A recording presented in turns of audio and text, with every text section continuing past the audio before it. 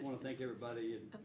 I want to thank everybody in the audience today for our tech issues. It may be a password issue. Has anybody ever had that before?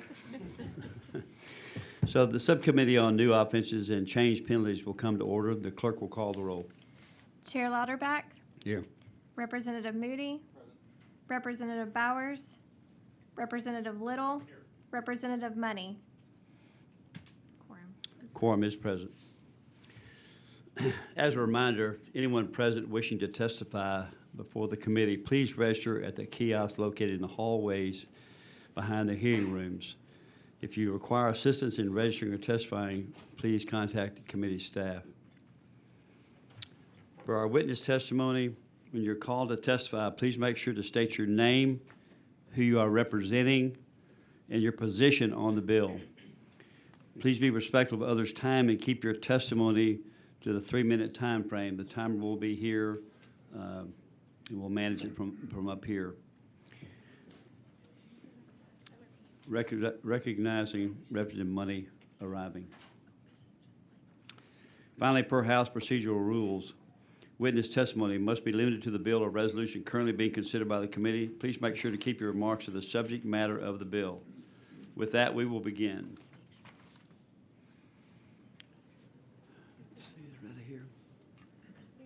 Yeah.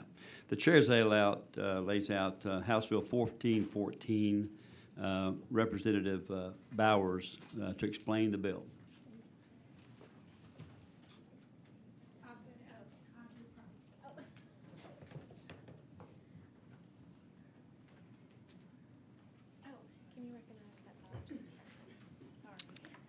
Representative Bowers is present. Thank you, sir. Thank you, Mr. Chairman, and thank you, Mr. Chairman and the committee, for hearing House Bill 1414 by Representative Dr. Alma Allen, and I am here to lay this bill out for her. Currently, driving while license invalid, DWLI, a suspended license, is a fine-only Class C misdemeanor unless it is a person's subsequent offense, in which case it becomes a Class B misdemeanor, warranting up to 6 months in jail and a $2,000 fine. Tens of thousands of Texans are arrested and jailed each year for driving with a suspended license, some because they could not afford expensive civil surcharges. HB 1414 eliminates the enhancement to Class B misdemeanor for DWLI if the person has previously been convicted of a DWLL.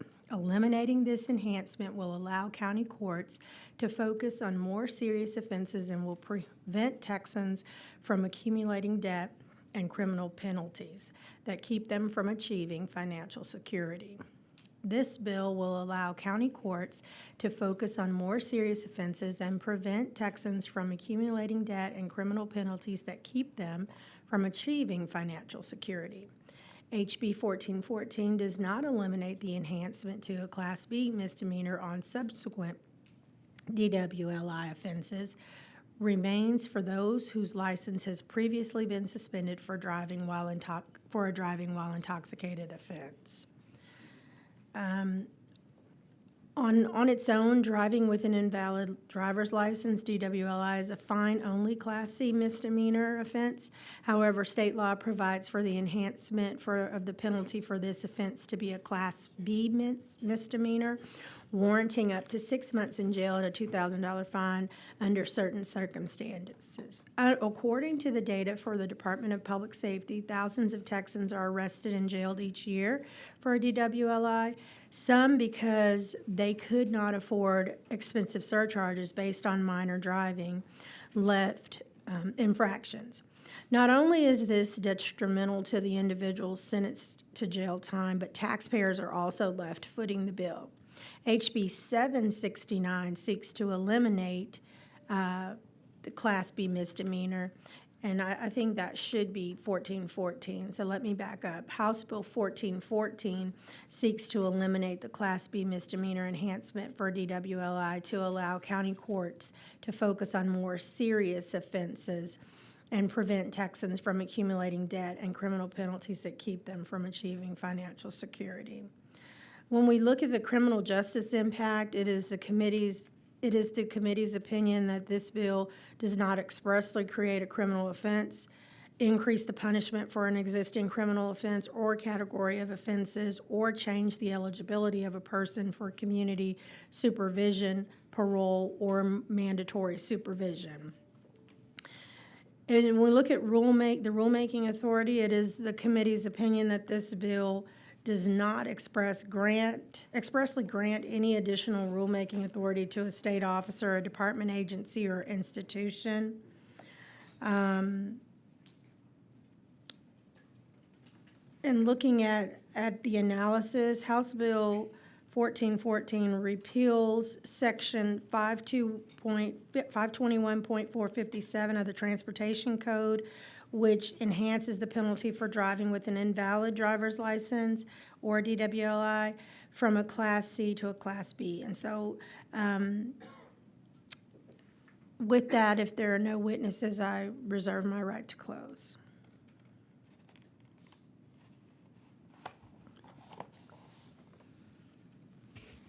Members, are there any questions for Representative Bowers?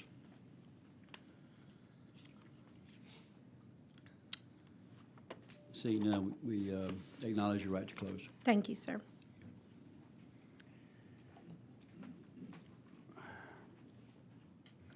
The chair will call the first witness, Rylan Maksood. Rylan Maksood. Good morning, Representatives. My name is Rylan Maksood. I'm an attorney with the Texas Fair Defense Project supporting HB 1414.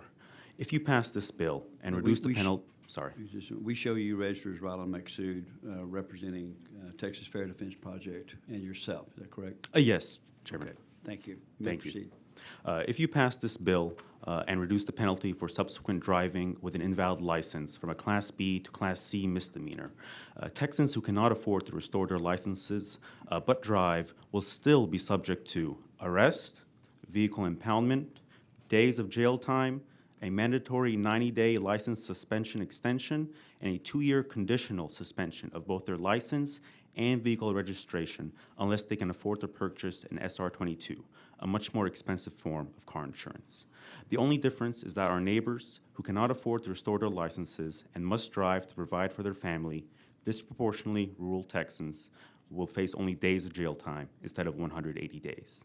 This 22-page chart from DPS with about 7 rows per page is a list of all the ways your license can be lawfully suspended, and I can't even staple it. I've also seen a number of unlawful suspensions, with DPS still not complying with laws you passed last session. But the vast, vast majority of the hundreds of thousands of invalid licenses come from poverty. Folks unable to afford insurance and folks indefinitely denied renewal by the Omnibus program for not being able to pay traffic citations they've received. Indigency waivers for citations are totally discretionary and used less than 2% of the time, and there is no possibility of waiver for the $200 in DPS reinstatement fees. The only 2 other avenues to an invalid license with any significant use are indefinite suspensions until civil judgments are paid, a form of debtor's prison, and DWI suspensions. And this bill keeps it a Class B misdemeanor for anyone who's ever gotten a DWI, and a Class A for anyone who causes a serious accident. Although this bill will not solve our debtor's prison problem, which our state constitution explicitly prohibits, it will reduce the number of days debtors spend in jail. With this change, since they cannot afford to pay fines and costs, they will face about 4 days in jail at a rate of $150 a day to fulfill what they owe each time they are caught driving with an invalid license, in addition to the days or weeks in jail from all the other citations they've been unable to pay. I think that's a sufficient deterrent and punishment. I've seen a JP start her docket by angrily, preemptively declaring that she does not care if you had to drive to get food for your baby. And I hope you agree 6 months in jail for that crime is excessive. Thank you, and I'm always available for any questions. Thank you, Mr. Maksood. Are there any questions? Representative Money?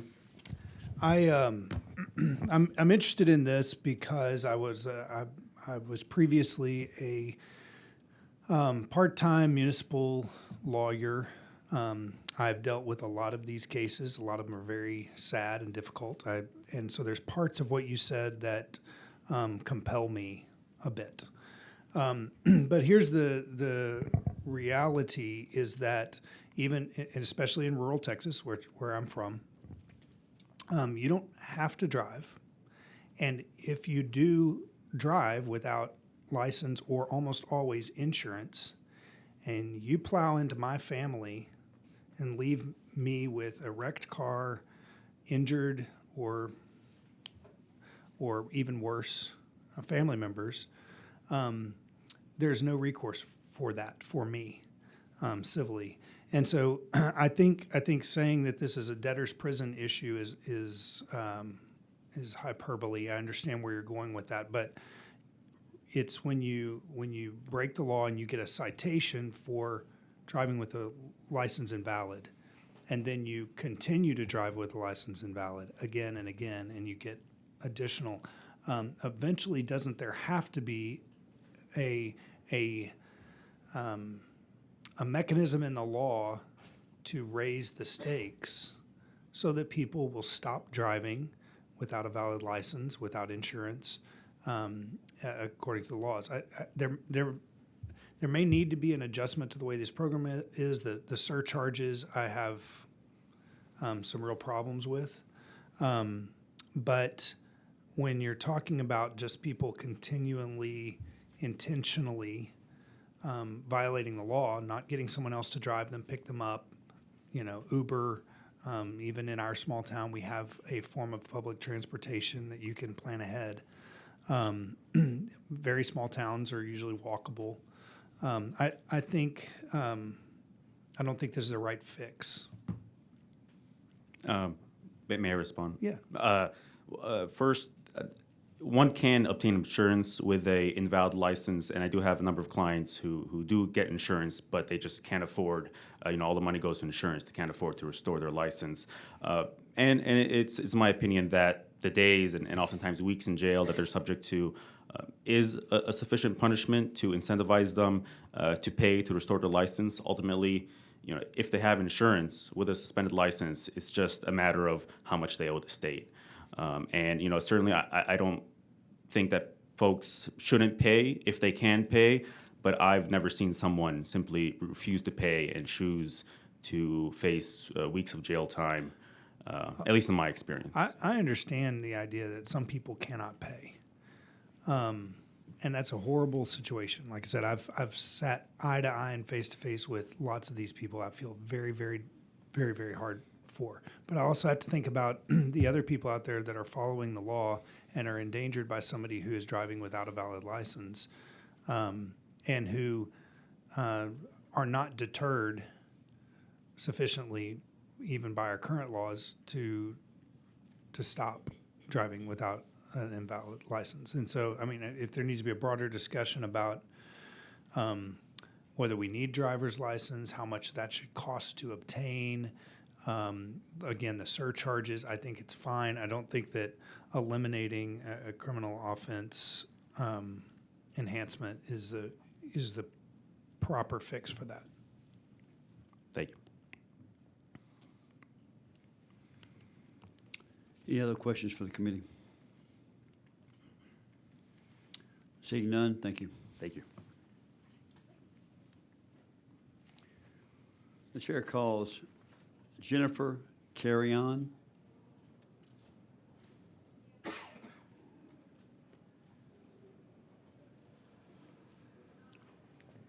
Thank you, Ms. Carrion. Please state your name for us, who you represent, whether you're on, for, or against the bill. Thank you, Chairman Lauterbach. Good afternoon, members of the committee. My name is Dr. Jennifer Carrion. I'm the director of the Criminal Justice Project with Texas Appleseed, and I'm testifying in support of HB 1414.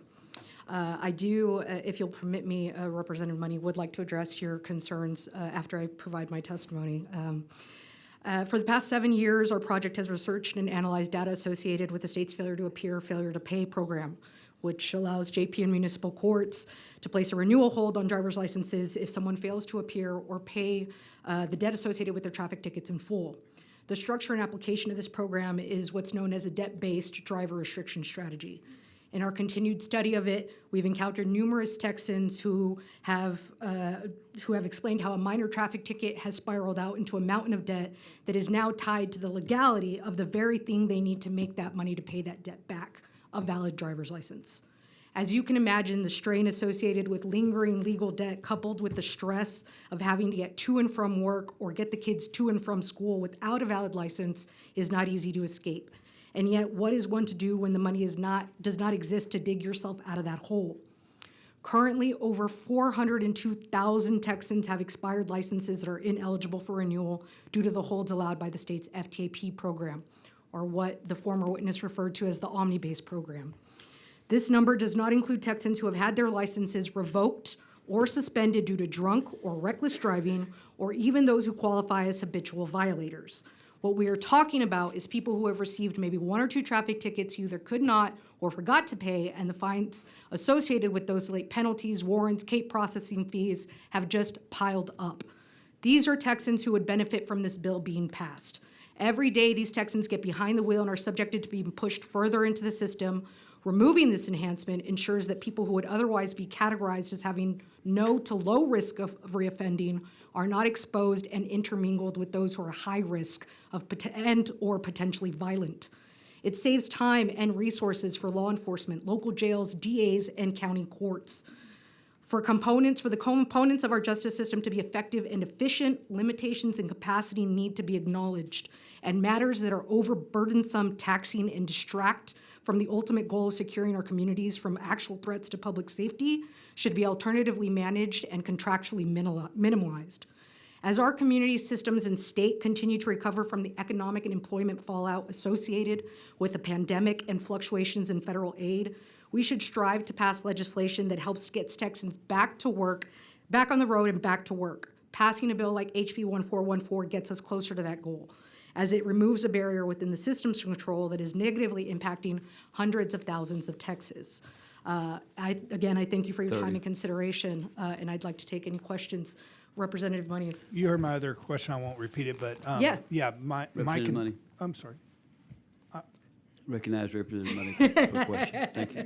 Thank you, Chairman Louderback. I'm sorry, Mr. Chairman.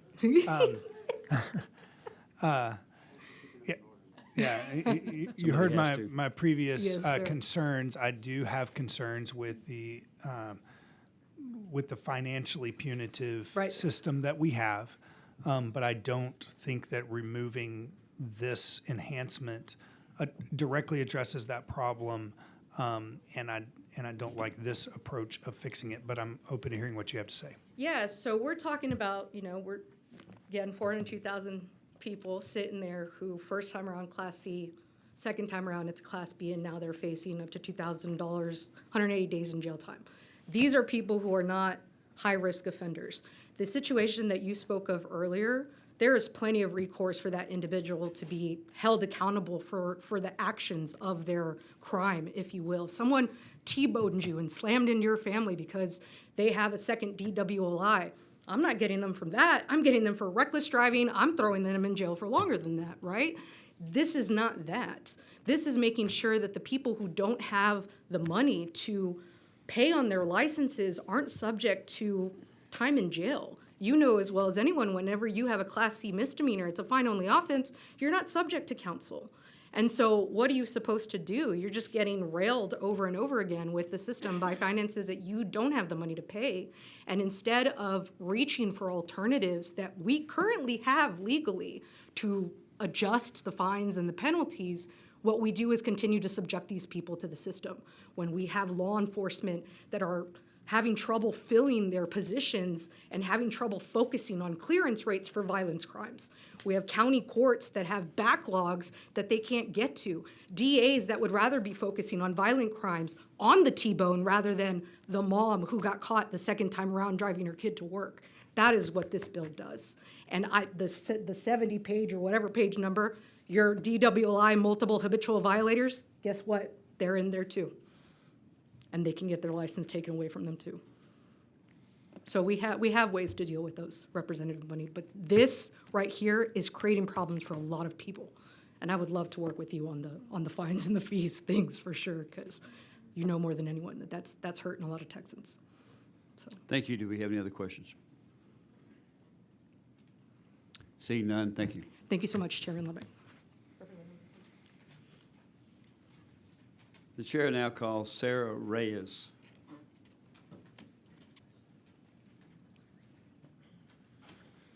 Thank you for being here today, Ms. Reyes. We show you registered for the Texas Center for Justice and Equity and yourself.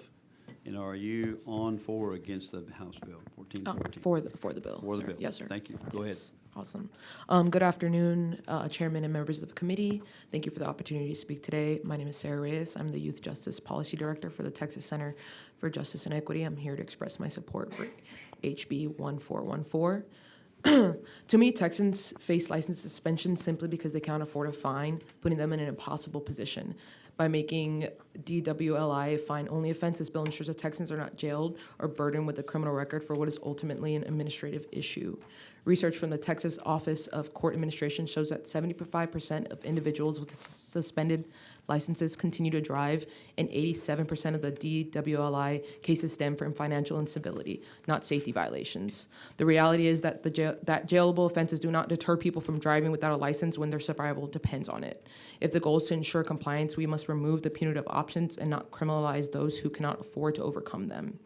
It is also important to recognize that jailing individuals for driving with an invalid license does nothing to solve the underlying reason why people continue to do so. The vast majority of these individuals do not repeatedly choose to disregard the law, but rather people who must drive to keep their jobs, take their children to school, or care for their families. Instead of addressing the root causes such as excessive fines, bureaucratic barriers to license reinstatement, and the lack of alternative transportation, our current system traps people in cycles of arrest, debt, and further license suspensions.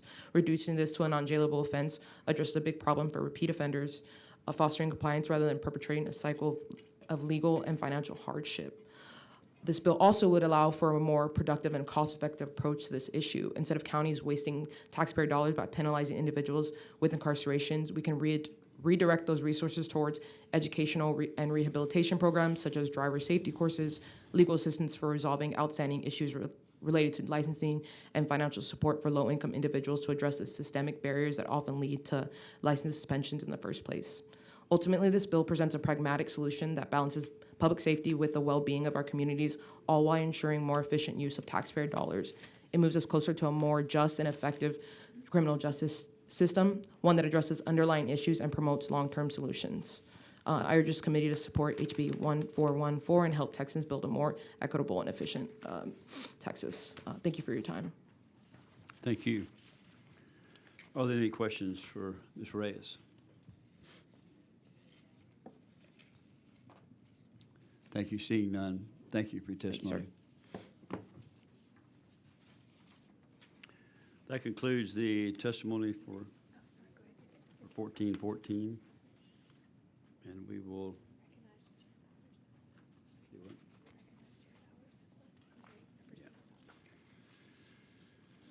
So we will recognize Representative Bowers to close. Thank you, Mr. Chairman, and thank you, committee, again. Thank you, Representative Money. I will let that Representative Allen know that you've got some questions about this bill. But I believe HB 1414 eliminates the enhancement to a Class B misdemeanor for DWLI if the person has been previously convicted of that. And I will ask her to circle back with you at a later time. Thank you so much, and I close. Thank you.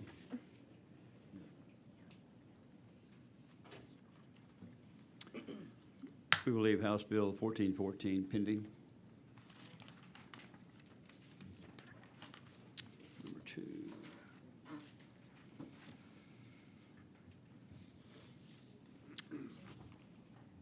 The chair lays out House Bill 316, HB 316, for Representative Perez. Thank you. Thank you, Chairman Lauterbach and members of the committee. I appreciate you allowing me to lay out House Bill 316. House Bill 316 creates a criminal offense for interfering with or manipulating a gas pump payment terminal or metering device.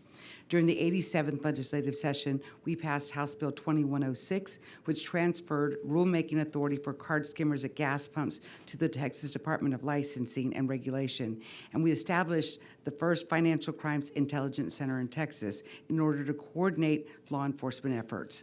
The center officially opened in January 2022, and according to the FCIC 2024 annual report, the total amount of loss prevented or recovered is nearly $300 million. The center started with card skimming at gas pumps and began receiving cases that involved ATM skimming, ATM malware attacks, point-of-sale skimming, organized check forgery, identity theft related to automobile loan fraud, and other related crimes. In April 2022, the center began seeing a new trend in financial crimes, which is large-scale fuel thefts. It was found that these crimes were being committed by the same organized groups that were committing card skimming at gas pumps. The money laundering portion of card skimming at gas pumps shifted from gift cards to stealing fuel. The goal for these criminal groups became obtaining fuel, so they no longer needed gift cards. Now, devices that manipulate the gas pump's metering device are installed so that the amount of fuel being dispensed by the pump is no longer accurately being measured, therefore allowing criminals to obtain several hundred gallons of fuel at a time for only a few dollars. This bill seeks to prevent criminals from tampering with the payment terminals and metering devices at gas pumps. Texas has taken the lead on tackling organized financial crimes. HB 316 builds upon our work from the last 3 sessions so that Texans can continue to be a model for other states. With us here today, we have Captain Jeff Headley with the Financial Crimes Intelligence Center to speak in favor of the bill and answer any questions you may have. And with that, Mr. Chairman, I respectfully request the right to close.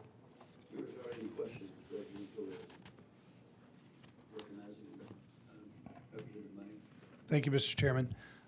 In the bottom half of this bill, the first half adds the offense of interference with motor fuel metering device or motor fuel unattended payment terminal. But then section 2 eliminates 5B. And I'm trying to figure out what that has to do with section 1.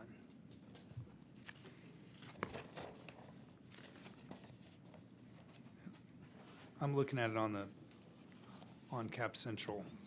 Right. Where it omits any unlawful possessions? Yes. Is that it?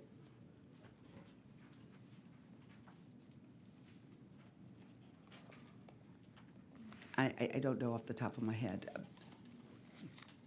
Okay. Actually, Captain Healy should be able to answer that question for you. Who should? Captain Jeff Headley. Okay. He's with the Financial Crimes Intelligence Center, and they actually helped write the bill. Okay. And is he one of our witnesses? Okay. he is. All right. Well, thank you very much. Appreciate it. Any other questions for Representative Perez? Seeing none, we'll call our first witness. Jeff Headley.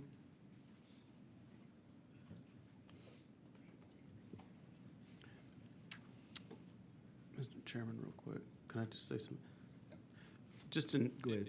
Just in general, if you're here to testify, and I know this is a bill that's creating a new offense, as you lay out testimony, touch on the exact gap in the law that's not being covered. We have a myriad of penalties and penal code provisions and punitive provisions across different codes. So I really want to zero in on the gap that we're filling that doesn't exist now. If we're just trying to create something that is essentially a stealth enhancement, that's something that I want to kind of ferret out. I'm not saying that's what this bill is about. I'm just saying generally to folks, I think it'd be helpful for this subcommittee, since that's kind of our charge, is to, if we're creating new offenses, we kind of need to know what gap we're filling. So I didn't mean to step on your testimony, sir. I apologize. I just generally, it's something I'm going to be curious about no matter what bill comes up. So thank you. Thank you, Captain Headley. Please state your name, show what you're registered as, and who you represent, and also if you're for the bill or against the bill. Good morning, Chairman Louderback and honorable members of the Criminal Jurisprudence Committee. My name is Jeff Headley, and I am here today as a captain with the Texas Financial Crimes Intelligence Center, otherwise known as the FCIC. I'm grateful for the opportunity to testify in support of House Bill 316, authored by Representative Marianne Perez, which addresses the growing threat of interference of motor fuel metering devices and unattended payment terminals. The Texas FCIC is dedicated to identifying, preventing, and combating financial crimes that harm our communities and economy. House Bill 316 aligns directly with our mission by establishing a robust framework to deter and prosecute a sophisticated form of crime, tampering with fuel metering devices and payment systems. These acts are not mere vandalism. They are deliberate schemes designed to defraud consumers, businesses, and the state, often orchestrated by organized criminal networks. This bill creates a new offense under Section 16.021 of the Texas Penal Code, making it a second-degree felony to interfere with motor fuel metering devices or unattended payment terminals, manufacture or sell manipulation devices, or knowingly benefit from such activities. By classifying this as a felony, House Bill 316 sends a clear message. Texas will not tolerate exploitation that undermines trust in our fuel distribution systems. The financial impact of these crimes is substantial. For example, one fuel provider chain lost over $90 million in fuel in 2023 due to this type of crime. Tampering with metering devices, often through the use of motor fuel manipulation devices, allows perpetrators to siphon fuel illicitly, evading taxes, and depriving legitimate businesses of revenue. This not only drives up costs for law-abiding Texans, but also funds further criminal enterprises.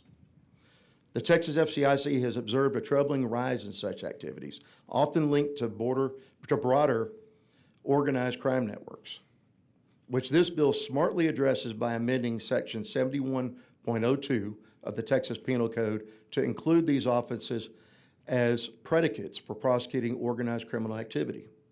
Beyond the economic toll, these crimes pose a public safety risk. Manipulation of the fuel pumps can deliver inaccurate volumes, leaving consumers vulnerable to fraud. And in some cases, compromised systems may fail to meet safety standards in those fuel pumps. House Bill 316 provides law enforcement and prosecutors with the tools to hold offenders accountable while protecting exemptions for legitimate technicians and regulators, ensuring that the law targets only bad actors. In conclusion, the Texas Financial Crimes Intelligence Center wholeheartedly supports House Bill 316. It is a forward-thinking measure that safeguards our economy, protects consumers, and reinforces Texas' commitment to combating financial crime and fraud. I urge this committee to advance this bill and thank Representative Perez for her leadership on this issue.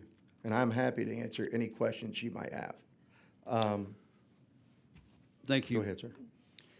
One piece you need to clear up. You're a state agency, so you're neutral on the bill, is that correct? We're actually in favor of this bill, sir. It's one that we brought to Representative Perez to help us combat the crime. I think you'll be testifying just on the bill. Yes, sir, testifying on the bill. Thank Yes, you. sir. Thank you. Members, any questions? Representative Money. Thank you, Mr. Chairman. Can you explain what Section 2 of this bill does? I was looking at that Section 2, and I think it really is just a matter of cleaning up some of the issues on the bill dealing with the occupations code on the technicians. And it was a request that was put into bill for that. And to be honest with you, it would probably be better to have somebody from the Food and Fuel Administration speak more to that matter. Okay.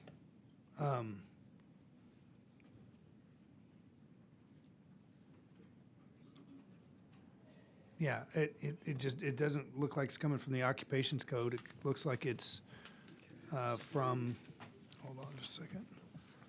Chapter 71 of the Penal Code, organized crime, engaging in organized criminal activity. Oh, I apologize to you, Representative Money.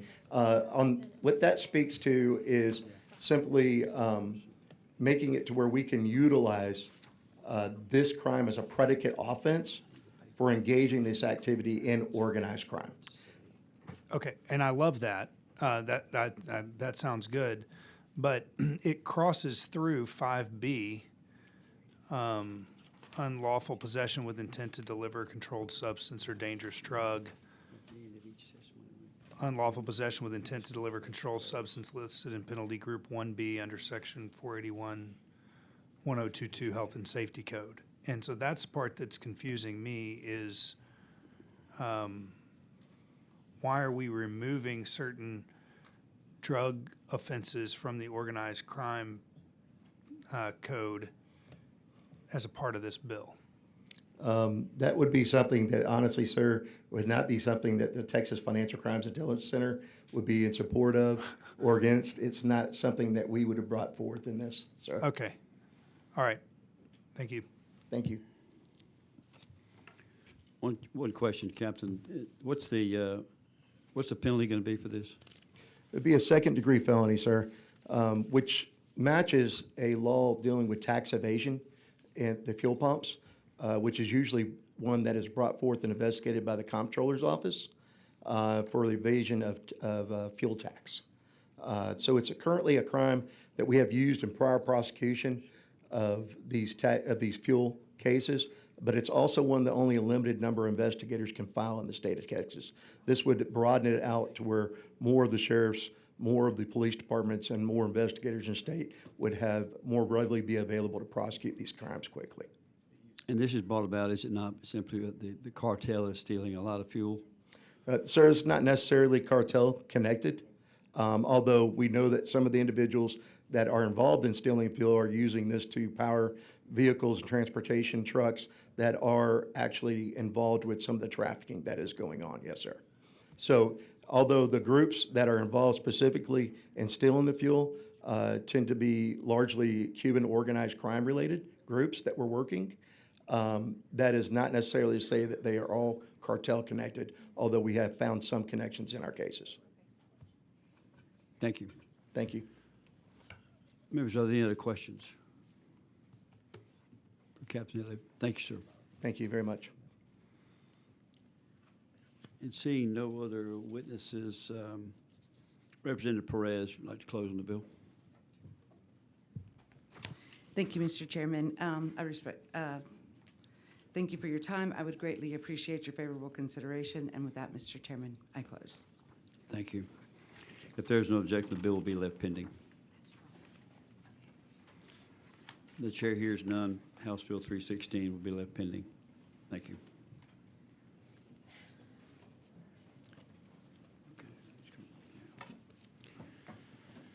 Let's see. The chair now lays out House Bill 353 with Chair Patterson presenting the bill. Thank you, Mr. Chairman, Sheriff, Representative, sir. I don't know what to call you. Mr. Chairman will work. Chair Louderback, members of the committee, I want to thank you for the opportunity to lay out this bill, House Bill 353 today. In 2022, I became aware of a concerning issue where an individual would sit in a lawn chair and watch children when they were outside playing on the playground at their daycare center. Because this individual was not on the daycare center's property, the daycare was unable to ask him to leave. Instead, they prevented the children from going out on the playground on multiple occasions when the man was in the area, as they had concerns for their safety. The police were involved in this case multiple times, but as this occurred off the daycare's property, despite being just a few yards away, they apparently had no ability under current statute to stop this man from causing concern at the daycare. Last session, this bill was filed by HB 2962. Representative Kronda Timish, Representative Little now represents this district. We split the colony where the person who brought this bill forward serves on the city council. That bill went through the Youth Health and Safety Select Committee, where some of the members had questions about this legislation. Over the interim, I have worked with members who expressed concerns and believe that HB 353 has addressed those concerns. This bill creates a Class A misdemeanor for anyone who enters or remains on a school's or daycare's property or within 250 feet of those facilities and either poses a substantial risk of harm or on multiple occasions has behaved in a way that would be considered inappropriate for a school or daycare setting. Additionally, the offender would have to receive a request from an administrator, educator, or security personnel officer to leave and refuse to leave. There are many individuals here today who can speak directly on similar issues that have occurred across the state, and I'm saddened to hear of the relevance of this issue, but look forward to addressing the concerns this session. I want to thank in particular Councilwoman Robin Holtz, who is here from the Colony, Texas, which I share with Representative Little, who is here, who brought this idea forward last session and again this session. And with that, I'd be happy to answer any questions that you all have. Questions from the committee?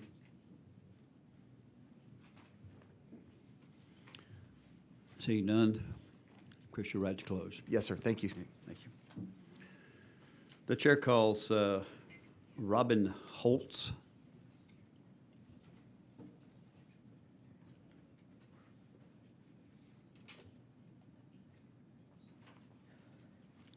Ms. Holtz, we show you registered as Robin Holtz. Are you testifying on, for, or against the bill? For. Okay, and you represent, I am representing myself as Representative Patterson mentioned. I am on City Council in the Colony, but this is not on behalf of City Council. This is just me as a mom here today. And I appreciate all of you committee and state reps for hearing this bill today very much. well, thank you. We'll show you registered for self. Self. Go ahead. Okay. Committee, a few years ago, as State Representative Patterson mentioned, I enrolled my children in a daycare that I did extensive research on to make sure it was the best daycare that was safe for my children. Upon taking them to daycare and doing their regular drop-offs or pickups for doctor's appointments, I would go around through the back of the building where the playground is because it's a shorter route sometimes for me, and I would notice a man hanging out by the playground while the kids were out there. I became very concerned because this has happened. I saw it a couple of times, and I was asking the school, hey, there's a large man that could overpower those teachers, and he's very close to the children. Can you ask him to leave? And the school was already aware of him. They said this had been ongoing and that they notify the police each time, but the police will no longer come out because he's not on school property and there's nothing they could do. I thought this can't be the law that we have, because by the time this man steps on the school property in the playground, it's going to be too late. There's 20 kids under the age of on this playground at any time, and there's one teacher at these daycare centers. The doors lock automatically. If this man crosses onto the playground, how is a teacher to get a door unlocked, 20 kids to safety, and notify authorities? To me, there's a gap in our law by saying, and I'm sorry, there is a gap in our law that says that a crime has to be committed on school property before we can ask someone to step away from the school. I researched it and I went online and I thought there's no way. I even called the police and asked myself, and they said, we're aware. If he steps on school property, please call us. This went on multiple times. I even asked the man if he needed assistance. Does he need to go somewhere? He likes that area. So I did research, and I found multiple other states that have a law in place that says you cannot be within a certain distance of school property without a lawful purpose. So basically it says if you're within, whether it's 250, 200 feet, you have to have a reason to be there. I thought why is Texas not doing this? Why are we not doing a better job of protecting our children? Our children are selfless. They're selfless. They can't take care of themselves. They don't know if danger is lurking. They're not paying attention like we do as parents when we're out with them. We need to give that barrier and give the power back to the school authorities. Real quickly, in DFW, the main concern lately has been among parents is the issue with child pornography, child abductions, and sex trafficking. My fear is that with this being an issue, we have seen other instances. Even a couple of weeks ago, I sent another video to State Representative to Jared Patterson, our state rep, of a different man. This has been multiple individuals. It was not just the one is how it started. There's been multiple individuals. The one most recently backed his car into the parking space by the playground, had his windows rolled down and his shirt off, and he was just sitting there watching the kids on the playground. I went in and notified the school this was going on. Again, he's not on school property. We can't do anything. The police can't do anything. With this issue taking a standard in our state with child crimes, it is awful. It is unacceptable. We should not allow people to have this close of a barrier to our children. They should have their own privacy and be able to play without the threat of someone videoing them or having unlawful thoughts or other intentions, and being able to case the school to see how to get in there or to see how to get the children. That we're giving them unlimited access to see how to commit a crime. It's unacceptable, and our state can do better, and our children are worth the fight for us to do this. Today I'm here as a mom of 3 under the age of 5. And when I'm at work, I just pray that God is watching them. I please encourage all of you to please give this bill a chance. Sorry. Thank you. Please Thank give you. this bill a chance. Thank you for your testimony. Members, do we have any questions? Thank you very much. Appreciate it. Thank you.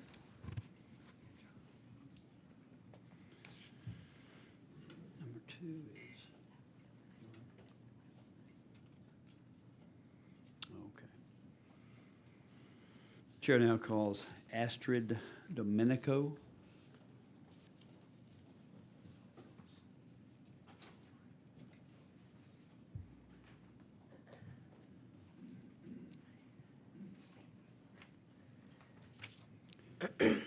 We show you represented Astrid Domenico, and who do you represent? Myself. Okay, and you're on for or against the bill? 4. For the bill. Thank you. Go ahead. Hello and good morning. My name is Astrid Domenico. I live out in Manor. I've been in Texas for almost 10 years now, and I'm a parent of a St. Francis school student. My daughter, Ayelet, is 9 years old in the 4th grade there now. I want to say thank you to Representative Patterson for sponsoring, supporting this bill, and thank you all for hearing my story for just a minute. I had the experience last winter of driving my car away from what I believed was a school shooting. I drove away from what I thought was a school shooting because I had my daughter in the car with me. One morning at school drop-off, as my then 3rd grader was zipping up her winter coat, not 15 feet away from us, a man walked up to our school crosswalk, just ahead of me, just there, with a rifle strapped to his back, during school drop-off, where there were children, teachers, parents all around. He started waving at the school, just across the road, and then he started to cross towards the school. I drove away because I had my daughter in the car, and in that split second, it was either get her to safety and not help the unfolding situation, or stay and try to help, which I wanted to do, but put my daughter in danger. It was an excruciating decision. At the school, again, hundreds of people, but my daughter had seen this man too, right there in front of us with the gun. He was waving, he was walking towards the school, and she was very, very afraid. I called 911 and it rang and rang. I hung up and I tried again, and it rang and rang. Later, someone from 911 called me back. In the meantime, I had texted my partner in Manor, who is ex-Special Operations. He said, I'll be there in 5 minutes, although we live 15 minutes away. By then, I had found a policeman stationed at ACC, and I told him the story, and he said, yes, we know that guy. There's nothing we can do about him. He's not technically doing anything wrong. This man came back to our school several times more, always with the gun, always at drop-off or pickup. To say we were terrorized is the only right way to put it. Some parents kept their kids out of school day after day those weeks, and some, like myself, brought our kids to school, very worried that we were making a terrible decision. And then we stood outside for hours, patrolled the area ourselves, waiting in case he came back. I think of the teachers and the staff in those 2 weeks who had put on a brave face every day for the kids, and I think of those children so confused and afraid when school should be a place that they can trust. I hope that HB 353 stops bad guys like these from ever showing up at our schools and daycares. At the least, I believe it will equip the police to take the right action to better keep our schools and children safe. Please support HB 353. Thank you very much. Thank you. Any questions? Members? See none. Thank you for your testimony. Thank you for your time. Thank you. Chair now calls Laura Colangelo.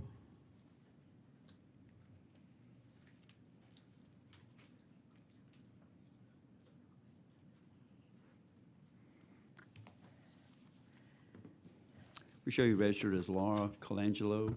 Who you're representing? The Executive Director of the Texas Private Schools Association. Okay. Are you testifying on, for, or against? For. For the bill. Thank you. Go Yes. ahead.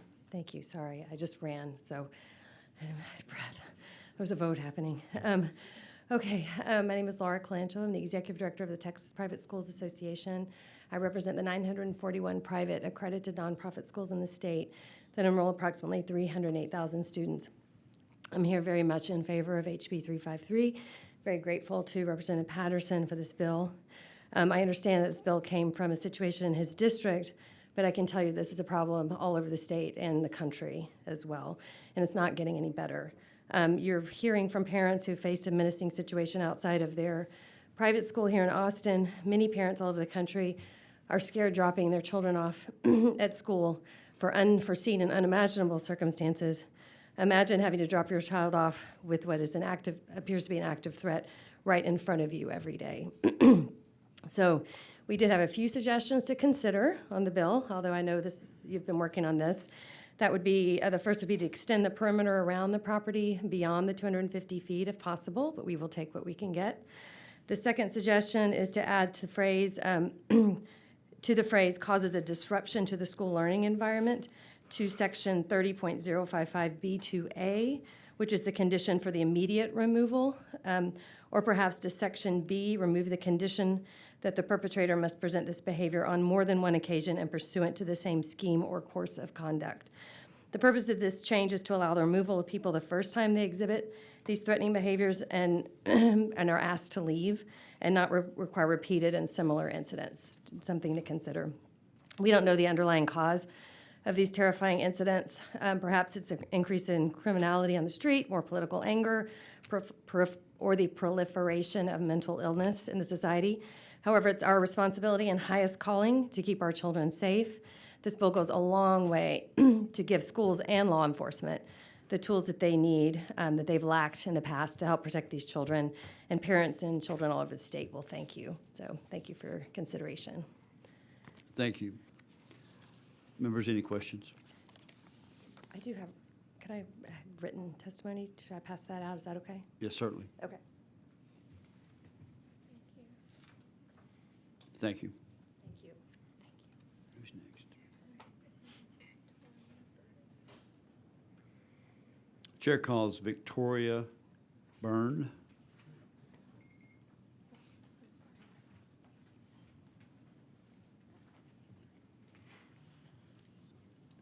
We show you registered as Victoria Lydia Byrne. Correct. Registered as self. Yes, sir. On, for, against the bill? 4. Thank you. Go ahead. Representative Patterson and esteemed committee, thank you very much for your time. My name is Victoria Byrne, Austin native, small business owner, and above all, proud mom here, in full support of House Bill 353. My daughter is a student at St. Francis. In November through December 2023, she was a kindergartner, just 5 years old, when Isaiah Smith took it upon himself to terrorize the faculty, families, and most heinously, the children of St. Francis. The kindergarten classrooms are on the first floor, with floor-to-ceiling windows directly facing the street. In an instant, the families of 30 children realized nothing but a pane of glass separated our kids from this threat.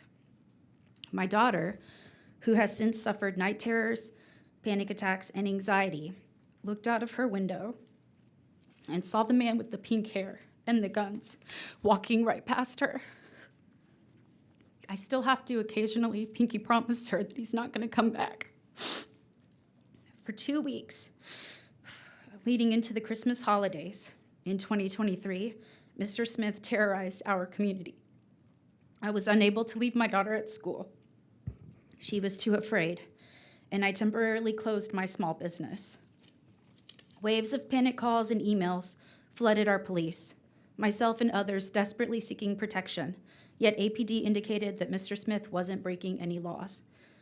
In order to protect my child and my own sanity, our life was completely held hostage until Mr. Smith's indecency with the child charge surfaced. Later, we learned he had a total of 3 charges. Had HB 353 been in effect, our school would have been spared from this trauma. Some places in our great state of Texas are undoubtedly sacred, schools above all. Please pass HB 353 and help us to protect these sacred spaces. Thank you. Members' question, Representative Moody. Thank you so much. I Chair Moody. appreciate you being here. And I'm sorry, I'm looking at different things on this. The specific conduct that, who was it that told you that it wasn't an offense? Which agency? APD. APD. Correct. Okay. Describe the specific conduct one more time. What was happening with So this we guy? had an individual who was essentially walking around the perimeter of our children's school with an AR-15, 2 handguns, and a GoPro attached to his chest twice a day for an extended period of time. So school administrators called APD. Did they even come out? They did. They did. Many times. Did they visit with this With the individual? with this person? As far as we know, yes. And even after that interaction, kept coming back, doing Yes, the sir. same thing? Yes, sir. Did they convey to you, if anything, what he said his purpose was? What was he up to? Did they get any information from him? So as far as my understanding, he was calling the school itself in the mornings prior to his parade and letting the school know that he was in support of the Second Amendment. And somehow this was a demonstration of sorts. But he waited for 8:15 school drop-off and 4 p.m. school pickup to demonstrate his cause. Okay. No, sorry, I didn't mean to drill down that much. There is a provision of disorderly conduct that can be touched on here. I mean, obviously, it becomes a fact issue later down the road, but I mean, I do think in terms of the weapons portion of the conversation, there is a tool in the disorderly conduct statute. Of course, that may not be sufficient, but I'm just, like I said, I try to look to see where are other, because I know a lot of times you can have this happen either law enforcement side or the prosecutor. I used to be a prosecutor. Sometimes you'd say, I don't know if I'm able to get there, so we're just going to, we've done what we can and we're going to move on. Doesn't mean that it's not available, but it means that they don't think that there's, like, maybe it's not a path that could be successfully gone down. I mean, I would encourage in those situations that, I mean, maybe some better communication with APD, because I mean, I think based on what you've described to me today, I think they could absolutely charge with this. And is that charge going to stick? I don't know. I don't know, but certainly seems like a very scary situation. So It absolutely I was. appreciate your Yes, sir. testimony. Thank you. Thank you, Chair Moody. Any other questions from the committee? Seeing none, thank you for your testimony. Thank you so much, everyone. Chair now calls Dana Runloff.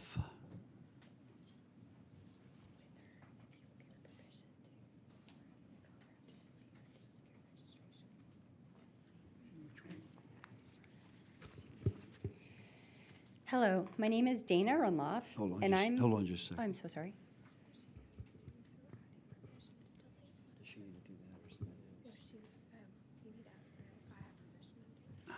Mr. Runloff, you have registered twice. My apologies. Okay. Do we have your permission to remove one of those? Yes, please. Thank you. This is my first time testifying. Okay. And you represent Myself. yourself today. And are you testifying on, for, or against the bill? I am testifying for the bill. Thank you. Go ahead. Hello, my name is Dana Runloff, and as I said, I'm giving testimony in support of HB 353. Thank you, Representative Patterson and the committee. I have 3 small children who go to St. Francis School. It's, as you heard, it's a small private school in north central Austin. In November and December of 2023, a terrifying situation occurred at my children's school, and I'm just going to give you a few more details about it. A man, Mr. Isaiah Smith, started walking outside of St. Francis repeatedly over a 2-week period. He had a long gun strapped to his back, and he had a camera on his chest. We did receive a call. We don't know if it was from Mr. Isaiah Smith, who said something about he was going to walk by the school. And as far as I know, that we received one call. He came to the school at least 5 times. He walked on sidewalks adjacent to our school within 50 feet of classroom windows, and on the school crosswalk during drop-off and pickup when there were hundreds of children and parents coming to and from the school. His threatening behavior scared our community, and we called the police repeatedly. They told us there was nothing that they could do. We had people calling every time he arrived. School administrators called, and we had a large community of parents who called APD, AISD-PD, the FBI, as well as state representatives, all seeking help. During those 2 weeks, my apologies. I also wanted to emphasize that our security guard engaged Mr. Smith. He told him that he was scaring people and scaring children, and he asked him to please stop coming to our school. However, Mr. Smith came back again. During those 2 weeks, it was agonizing as a parent to drop off my children, not knowing if they would be safe. Many days I missed work. I sat out in the parking lot just watching to see if Mr. Smith came back. My children were scared and confused, and during one terrible moment on the way to school, my 8-year-old asked me, "Mommy, what about if he starts coming towards us and he wants to do something bad? What do we do?" I had to take a moment to compose myself, and just remembering it now makes me feel emotional. I told my children as calmly as I could, "You know what to do. Run as fast as you can." That was the best I had to offer my kids at the time, to keep them home from school or to remind them to run if this man came after them. It was painfully inadequate. They deserved more. They, like all children, deserve to be safe and to feel safe at school. Mr. Smith was finally arrested on separate pending allegations of child indecency. I'm grateful this alleged child predator was arrested, because only then did he stop terrorizing our school. If HB 353 had been in effect, police could have arrested Mr. Smith for trespassing and spared my children and our school community a great deal of fear and anxiety. I support HB 353. Thank you again. Thank you. Members, any questions? I apologize. I don't want to drill down too far on this, but this is Representative the same situation we just talked about. Yes, so So- you have multiple parents from St. Francis. Okay, this is what I want to drill down on, because I don't think that was the right answer they gave you. I think they could have arrested this man. The testimony, or the comment that you said that your security person at the school talked to him and said, "You are scaring people, you're causing this effect here, we'd like you to no longer do that." That was information that was provided to him. Mm-hmm. People are scared here, your conduct doing this is scaring them. Mm-hmm. And he came back. That information was given to the police. Like, we have told him that this is what's happening here. Yes. I'm a former attorney, and I've read the disorderly conduct statute, and I agree with you. So right there, I mean, okay, on the first blush, I would agree with APD if they go up to him and he goes, "I'm just here demonstrating my rights." So I say, "Well, what's happening, sir, is you're causing there's a lot of panic going on in the school right now, and so that's the net effect of what you're doing. Not against your right to do what you want to do, but that's what's happening." Once he has that knowledge, then he comes back and does the same conduct. He absolutely is doing it with the intent to cause that effect, because he knows that's what it caused. Right there, I mean, that's the way I read it, but, I guess people could read it differently. Sorry, it's frustrating to me, because these pieces, now that the testimony's been laid out, to me, it seems like this person should have been arrested. But. Could I respond? So although I completely agree with your instincts, all I can say is that we were desperate for help, and we reached out to anyone and everyone in law enforcement that we could, and we were repeatedly told that there was nothing that they could do. So, and that's why we're coming here to support this bill, because we don't want this to happen to us again or another school. And I apologize. Don't take my questioning to say that I don't think you need this.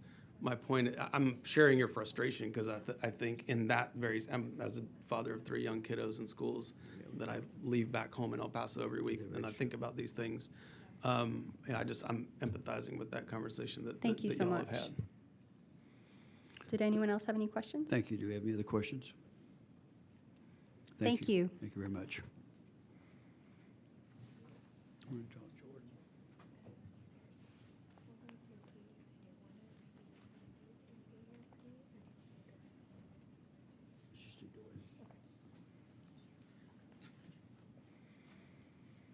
Chair calls Travis Jordan.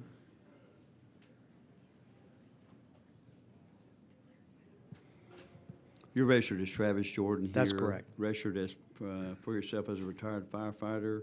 And are you on, for, or against the bill? I'm for the bill Okay, thank you. Go ahead. and representing my children and their safety. So I was going to say more, but I think our other parents have covered some of it. It's the same school, the same incident. And I believe that this bill would have given law enforcement better tools to help us deal with this situation. So, Thank you. thank you. Any questions for this witness? Go ahead, Representative Bowers. Thank you. With the severity of the instance, I just want to say thank you as a retired firefighter and as a parent for coming up and using your voice, but not repeating exactly what they said. I mean, really, we do feel you and hear what you're saying, so thank you for your testimony and Okay. those before you as well. Thank you. Thank you. Thank you.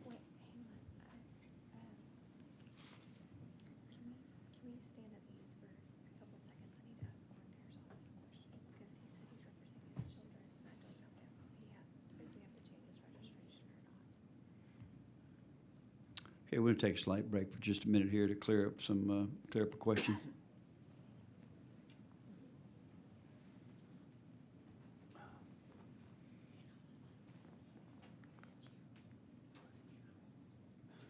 It's tough.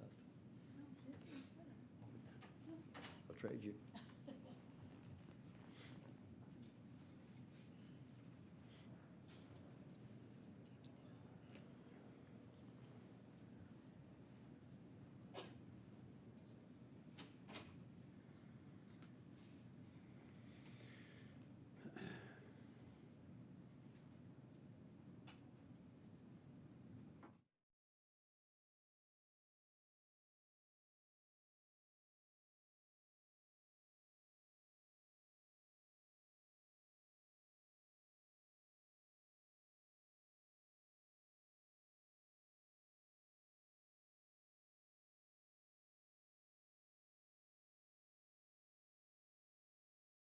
Call Travis Jordan.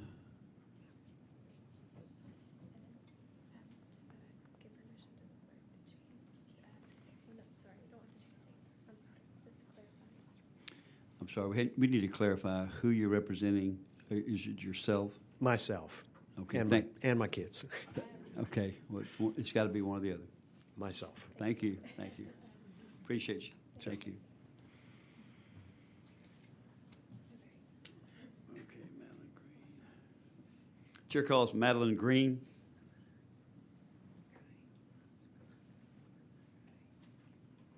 Who's TCCB? I can find out from her. You're registered as Madeline Green with TCCB. Yes, sir. Texas Catholic Conference of Bishops, for the bill. Okay, your position is for the bill. Yes, sir. For Texas Catholic. Conference. She got it. All right, go ahead. Thanks. Good afternoon, y'all. My name is Madeline Green. I'm a legal researcher for the Texas Catholic Conference of Bishops, testifying in support of House Bill 353. I'd like to share a different example to illustrate how this legislation can help us keep our students safe. In 2023, a man parked in front of one of our Catholic schools, St. Anthony's Basilica Cathedral School in Beaumont. The man was asked to leave several times, but he refused. He remained parked there for several days, and we, our staff, were very uncomfortable with his presence as he sat in his car staring into the front doors of our school every day for a couple of weeks. There was nothing that the police could do because this man was in a public space, so he did not have to comply with our request to leave. One of our nuns, Sister Virginia, literally sat outside monitoring the situation, and when he finally had a taillight out or some other minor infraction, that allowed police to ask him to step out of the car for a search. Police ended up finding his car filled with AK-47s and ammunition. Police arrested him and he was prosecuted, but this could have easily resulted in a tragedy. House Bill 353 would have been a solution to addressing this troubling situation on day one. Thus, we're in support of House Bill 353. Thank you. Any questions for Ms. Green? Representative Money. At what point I'm sorry about the whole story. I'm getting right into the questions. I've got small kids, and I can't imagine going through what all of you have gone through here. My wife has called me from the park before, like there's a weird man lurking about, that kind of stuff. I understand how concerning all those things are.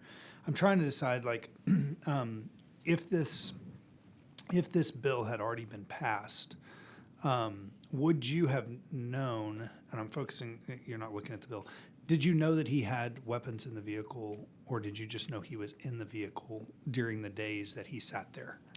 I'm not quite sure. I was actually finishing up law school when this Okay. happened, so All I right. wasn't on staff. But from what I heard, and it was extensively reported on, I think they were recovered later in the police search, but I could be wrong. I can follow up with that information. Okay, and so I think specifically in this statute, and one of the requirements under Section B is that the person either poses a substantial risk of harm to any person, or that they behave in a manner that is inappropriate for school or daycare setting on more than one occasion. And so I'm just concerned that even if this had been passed, if he's just sitting in his car, got nowhere else to sit, I feel safe in front of a school, and I'm just sitting here, would that have been enough to have had him removed? I'm not quite sure of the specifics, but I do know the gentleman was there for several weeks and every single day, and he was like watching and looking in the doors. So from his parked car right in front of the school. So I'm not quite sure what else fact-wise. But Definitely disturbing, definitely concerning. Sure. God bless Sister Virginia and everyone else that stood there to keep the kids safe. Yes, sir. I'm just wondering if that would have risen to the level of posing a substantial risk of harm, or behaving in a manner that is inappropriate for school or daycare setting. Okay, well, what if he just sits and doesn't look in the door? You know what I'm saying? I'm trying to, I want to address the problem, but not create within the solution an obstacle that then makes it hard to fix the problem, so. I know what you mean. I wish I had a little bit more information for you, but No, I you appreciate that. You answered what I needed. Thank you very much. Yes. Any other questions, Ms. Green? Thank you. Thank y'all.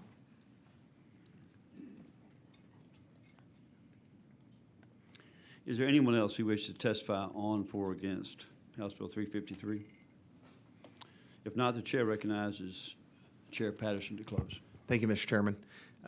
As I think you can tell, there's a wide array of kind of different issues that this bill hopes to address. The bottom line is I think we need to provide more tools in the toolbox for law enforcement to not only engage with these people, but also give them the ability to ask them to leave. And that's what this bill hopes to address. If you guys have any, suggestions, I'd be more than happy to take those. And I'd be happy to answer any questions. Representative Patterson. Bowers. Bowers. Thank you, Mr. Chairman, and thank you, Representative Little, for letting me go, because I know you have a question too. So with all due respect to my chairman, Mr. Jared Patterson, thank you for this bill. Thank you. I'm a mom too, and we all know what concern we have for our children, and especially in our schools today. Could you clarify how this law would apply to public sidewalks and other public areas that happen to be within that 250 feet of a school? And then secondly, how this would affect normal public use of public spaces? Absolutely, and that was a concern, I think, that was brought up in the Youth Health and Safety Committee last session. Let me see if I can find my answer to that on the committee sub-language, because we did change it. Oh, that's why, one of the reasons why we added the issue here around, basically having a talk first and then having to come back a second time and ask them, was just to make sure that we weren't doing a situation where we were profiling anyone or somebody's just walking their dog or anything like that, that someone that was not there for nefarious purposes wouldn't get caught up in this situation. So we added that kind of extra layer there. But it is within 250 feet of a school as it's currently drafted. And so that would be any property within 250 feet of the daycare or the school. Okay, great. And I do recognize that your bill includes that 250 feet buffer zone. How can you explain the rationale for this distance? I think you just touched on it a bit, and how it would be practically enforced. Do you mean like physically measuring, or well, I mean, I think we have a number of setback requirements in statute currently, whether it's a sexually oriented business or other things that we have in statute that may be more than 250 feet. This was the number that we chose based on conversations that we had with folks over the interim and throughout last session. Okay. Well, thank you so much for this bill, and I look forward to signing on to it, and wish you great success with it. Thank you, you. ma'am. Chairman, do you have any other questions? Go ahead, Representative. Yeah, thank you, Chairman Louderback. So Representative Patterson, the testimony was very compelling. I think you're trying to do an important thing here. I have some concerns about Section B2 of your bill, and it's not so much the content. My concern is that a lawyer is going to argue that it's unconstitutionally vague. And the concern that I have is it says that this person must either pose a substantial risk of harm to any person. I think I'm a little bit concerned about the presence of a firearm constituting that substantial risk and whether that's a slope we want to go down. But my bigger concern is with Section B. It says, on more than one occasion and pursuant to the same scheme or course of conduct behaves in a manner that is inappropriate for a school or daycare center setting. And my concern is without additional definition that somebody's going to say, how do we know what's inappropriate for that setting? How do we know that the behavior crosses the line without a clear standard? And so my concern is that this is going to be very difficult to enforce. I want to pose a question to you and maybe the other members of the subcommittee. If simply receiving a request to depart from that zone around the school from an administrator, educator, or security personnel officer should be sufficient to cause that person to leave, regardless of how they're acting, because I'm hearing these wonderful ladies and this gentleman tell their story about what they experienced, and the truth is that person was almost certainly lawfully carrying a firearm somewhere in public. And it's not that we want to illegalize that person carrying a firearm in public. It's that we just don't want them doing it right there in front of a school willy-nilly. And so I pose the question to you if maybe it is a better course of action to just simply empower those persons to require people to leave even if they're not on the school property, regardless of the condition they're in. And I don't know if anyone else sees the point that I'm making, but I have the concerns about the vagueness, because one educator could go, I don't like the T-shirt that person's wearing, I need them to leave, whereas someone else might have a more legitimate concern. And I leave it up to you and just share my concerns. I appreciate that concern, and I don't necessarily disagree with your concerns there. This was kind of negotiated language that we had with the previous committee, that heard this, and working to find something that would work to solve this issue. if you have suggestions, certainly I'm wide open to that. If we can make this bill better in any way, I would be more than happy to work with you or any member of this committee or of the legislature for that matter to make this bill better so that we achieve what we hope to achieve here. I agree with you.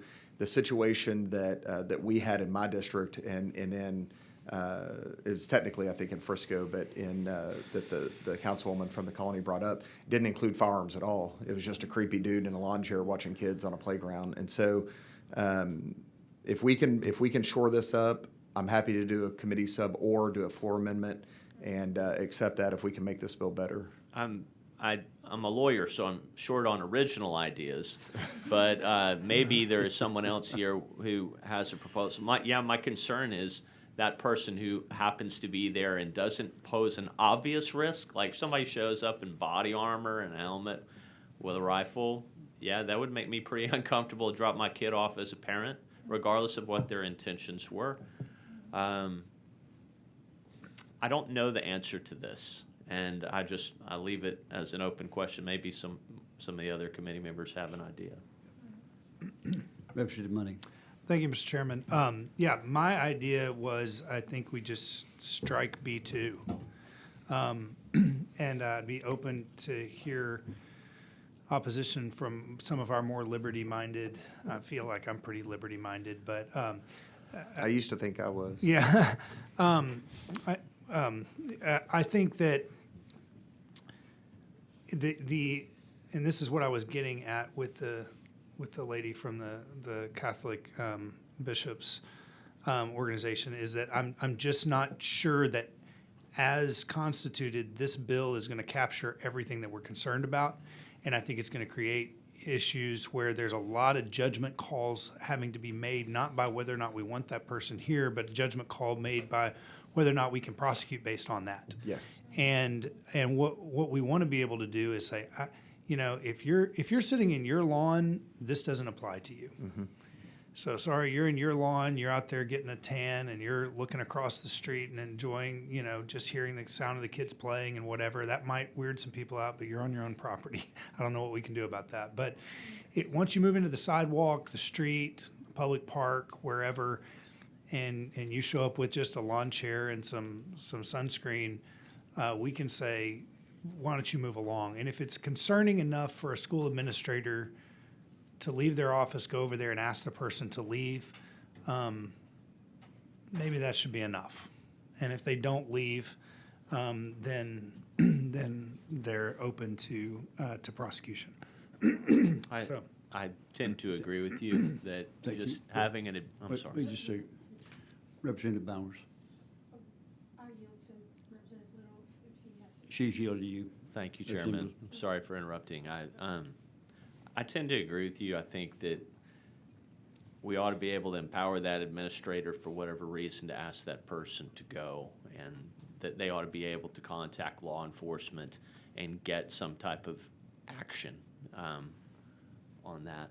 So that may be a slightly shorter bill, but I'm concerned about the unconstitutional vagueness of 2B, and this may be a brighter line just for administrator to say, you got to go. The guy doesn't go. They call law enforcement. Law enforcement comes and makes them go.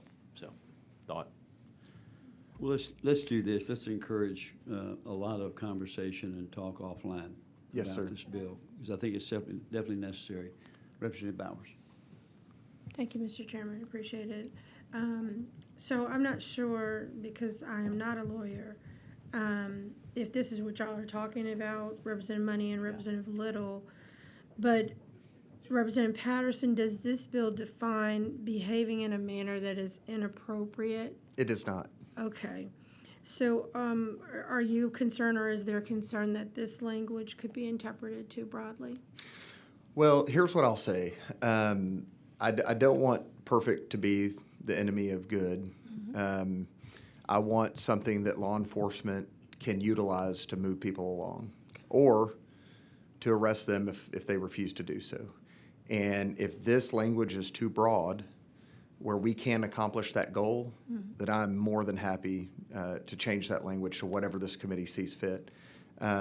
If if this is the best that we can do this session, absent of better language, then I would rather get this bill moving and forward and through the process so that it doesn't stall out like it did last session. That's kind of where I'm at.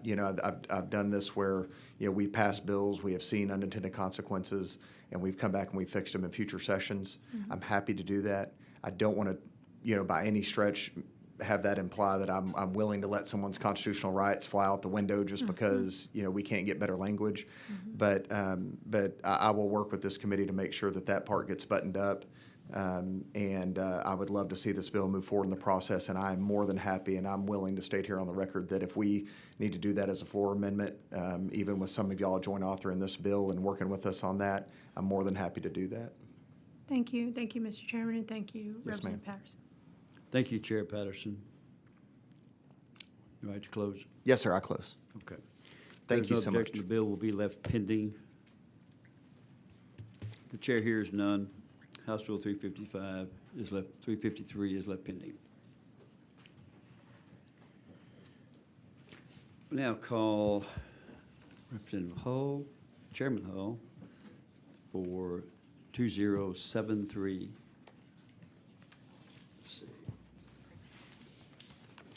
Thank Would you, please, Mr. Chair. Would you please, the chair lays out House Bill 2073, recognizes Chairman Hull to present the bill. And you do have a committee substitute. No, we don't. There's one that we are working on, but we do not have a,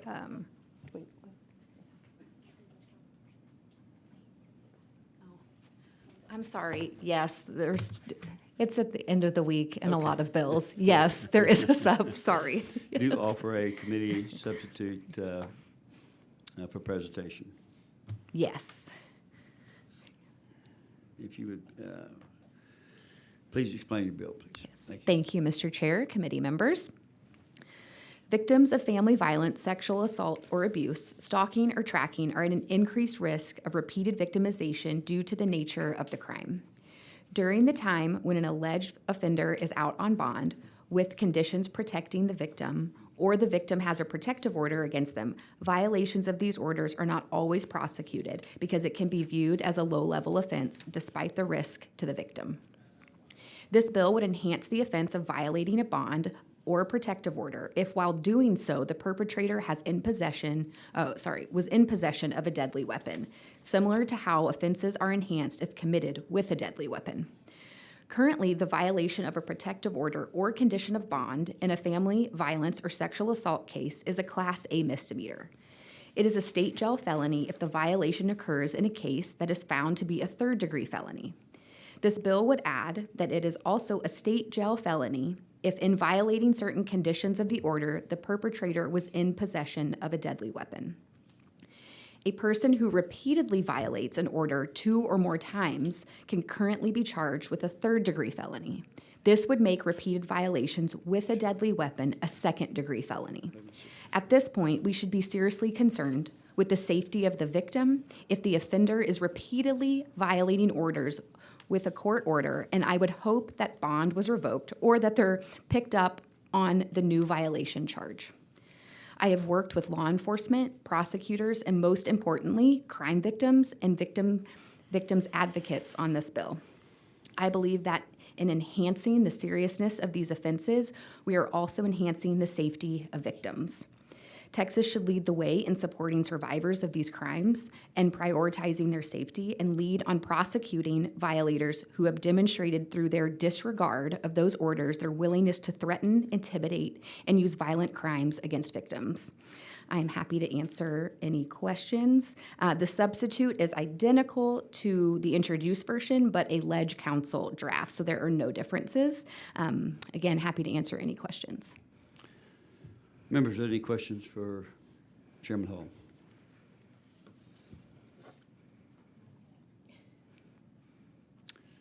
See none, reserve your right to close.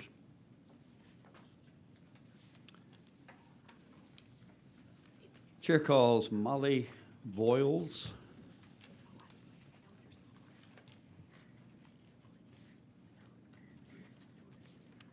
You shall be registered as Molly Boyles, Director of Public Policy. And are you on, for, or against the bill? I'm for the bill. Please state your name for us. Yes. My name is Molly Boyles, I'm Director of Public Policy at the Texas Council on Family Violence, and I'm here in support of HB 2703. Thank you. Thank you, Chair.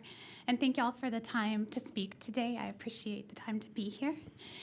The Texas Council on Family Violence has the privilege of representing family violence programs all over the state, all in your districts as well.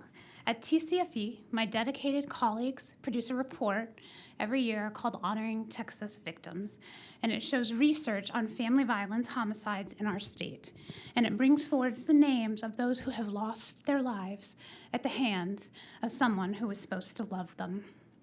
In doing so, we have years and years of research on where the nexus of risk lies for a victim of family violence. First, leaving an abusive partner is incredibly dangerous. This person knows everything about you, and in Texas, of the 200 primarily women who are murdered each year, the vast majority, over half, were in the process of leaving. At that time, many victims, as Representative Hull laid out, pursue either a protective order or when they are engaged with the criminal justice system, they are bolstered by the safety of a bond condition. This is critical because they have said, my life is at risk and the lives of my children may be at risk. Protective orders are a unique tool in that they are one of the only accessible and effective tools outside of a criminal trial. Bond conditions are critical when someone who has already indicated a risk has been released. Second, we also know that the vast majority, over 70% of all women who are murdered by their intimate partner will be shot and killed in our state. When you layer these risks together, it becomes clear that for survivors who are fleeing an abusive relationship and seeking a protective order or a bond condition, and the state happens to find that this person has a deadly weapon on them, we know the next step may be their homicide or that of their children. I also want to say I bring forward that this is research, but these are also the lives of people in our community that we love. In fact, looking at our data in just the past 2 years, 6 Texans had a protective order of some kind and were shot and killed by their intimate partner. This measure might have prevented their homicide and those families who are now sitting without a loved one. With the imperfections present in available PO and bond data, there could be more. HB 2073 is a well-crafted bill by Representative Hull and her staff that simply puts an enhancement where it needs to be and is not now to protect survivors.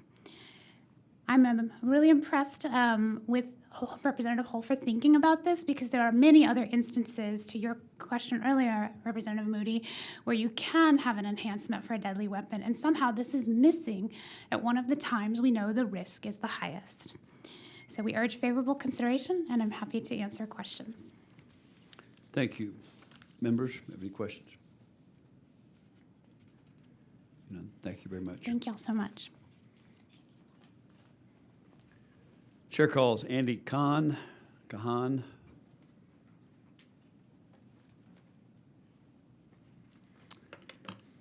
Kahan, you show yourself registered as Andy Kahan, Crime Stoppers Houston and South.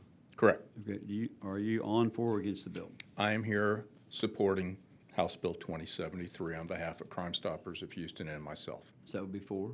Correct. Thank you. Yes. Go ahead. One of the things at Crime Stoppers that we started noticing, and we started doing weekly segments on local news called Breaking Bond. And in the last couple months, we have featured segments involving defendants who are out on bond, and one of their bond conditions was a protective order. And they violated that protective order time after time after time again, and then went on to further their career. I'll give you just a couple examples of recent stories that we've done on local news. 21-year-old Frank Norjay was sentenced to deferred adjudication after being convicted of assault with intent to impede breathing, which quite frankly is just a fancy word for trying to strangle somebody to death. 2 months on his probation, he was charged with assault and violating a protective order. Normally, if you're on probation and you get a bond, the bond gets increased. The judge actually gave him a $100 bond for violating a protective order, while he was on probation and allowed him to remain on probation pending the other charges as well. In addition, he also set $100 bonds for sexual assault and kidnapping as well. Again, that Frank Norjay went on to again further victimize the defendant as well. He ended up facing 7 felony charges, most of them all domestic violence related. But again, the point was he was out on probation, charged with violating protective order, violating his bond conditions, and still was allowed to remain on bond as well. That's just one of the examples right here. We had another individual who was out on bond. While out on bond, again, he violated a protective order. Once again, he was allowed to remain on bond. He was now charged with murder as well. I can go on and on and on about all these conditions as well. So I just feel that violating a protective order, particularly when you're out on bond, you are already basically stating, I am a threat to public safety. If you're not willing to abide by the protective order, why on earth are we allowing you to remain in the community? And we've seen hundreds and hundreds of cases like this that are documented. I can give you all that documented. And if you're willing to violate your protective order, we have to beef up the consequences and ramifications of that. And that's what Representative Hull's bill do, and we wholeheartedly support that bill as well. So let's do the right thing. Let's protect everybody. And very simply, honor your protective order, and you have no issues. When you violate your protective order, there's got to be some hell to pay for that. Thank you. Thank you. Members, questions for Mr. Khan? Thank you, sir. Chair calls April Aguirre.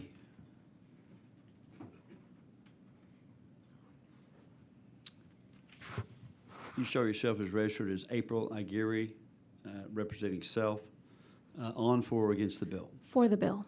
Thank you. Go ahead. It is no secret that when women decide to leave their marriages, the period between leaving and actually being fully divorced is a very dangerous time. A lot of this time, they ask for protective orders, not only because there's the potential of violence happening, but because of past violent events. When an individual violates their order, they're sending a clear message to the judges and to the community that they do not care what type of implications are being imposed on them. Showing up to somebody's home after a judge told you not to only escalates. The majority of the murders that have happened within our community in Harris County are by individuals that already had a restraining order or a protective order. This basically tightens the belt for these individuals that refuse to follow the law and tries to give a little bit more protection for women and in some cases men in these situations when they're seeking protection from the court system. If they're caught violating this order, then it gives them a little bit more of the ability, more power to our prosecutors and our police officers to hold these people in custody or give them higher ramifications. I unfortunately, as crime escalates, more violence, we're seeing it in our own communities, and we have to address that. We have to evolve with criminal activity, and as we see more domestic violence, homicides, we need to respond by being able to try to prevent some of these, and I really do praise Lacey for coming forward with this bill and helping in that effort. I thank you. If there's any question for Ms. Aguirre? See none, thank you very much. Thank you. That's it. Is there anyone else who wishes to testify on or against House Bill 2073? If not, the chair recognizes Chair Hull to close on the bill. Thank you, Chair Louderback. And unless members have any questions, I will close. Representative Bowers. Thank you, Chairman Lauderbeck, and thank you, Chair Hull, I just wanted to know about the portion of the bill where it allows victims to consent to DNA testing and comparison without filing a police report. Oh, that's the other bill. Is it? Do you have 1422? We are on 20. 2073.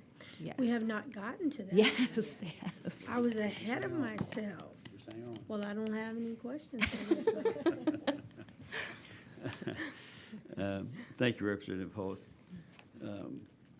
If there's no objection, the bill will be left pending. Thank you. Oh, we need to withdraw the substitute. The bill will be left pending. The chair hears no objection. The bill will be left pending. So don't go far. You want to do 1422? Yes, sir. Okay. The chair lays out House Bill 1422, 1422, and recognizes Representative Hull to explain the bill. Chairman Hull. Thank you. So this bill is one that I have spent a lot of time working on over the interim, speaking with survivors, prosecutors, law enforcement, and victims advocates about the ways we can work toward more successful prosecutions and have effective penalties in place for serious sexual offenders. First, this bill would create a third option for rape kit testing. Currently, if a sexual assault exam is performed and a kit is collected, that kit sits on a shelf and is never tested unless the survivor makes a report to law enforcement. These exams are long and invasive, and many survivors want to feel like they endured the exam for some sort of purpose, but aren't fully ready to make a report to law enforcement yet because it is such a huge and difficult decision.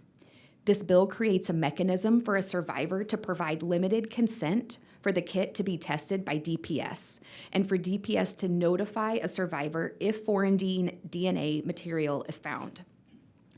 While the introduced bill discusses searching for profile matches through CODIS, I'm working on a substitute to limit this to a forensic DNA test done solely by DPS. Profiles will not be searched in a database unless the survivor subsequently makes a report to law enforcement. That, members, is the goal of this third option, to empower survivors to know if DNA material was found so that they can choose to make a report when maybe otherwise they wouldn't, out of fear of being believed or having the case move forward. I want to thank DPS for working with me on this. DPS has estimated that this will result in about 120 more tests run per year, which could mean 120 more cases reported and perpetrators brought to justice instead of kits sitting on shelves. I want to be clear that no survivor will be required to have their kit tested or required to make a law enforcement report or have their information shared with investigators without their consent. This is about empowering survivors to choose a third option for their kit. Now on to the penalties.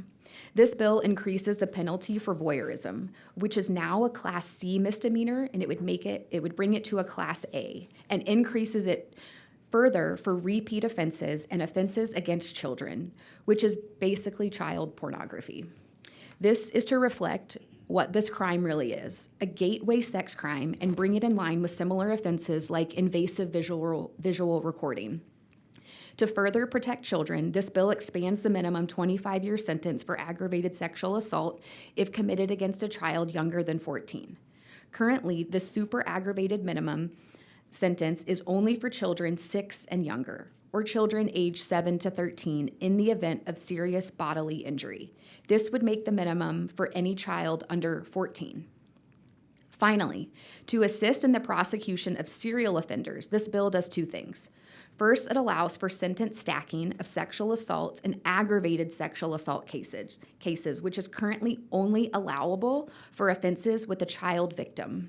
Sentence stacking is discretionary for the prosecution to request and the judge to grant, but currently that option isn't available even for the most heinous repeat offenders.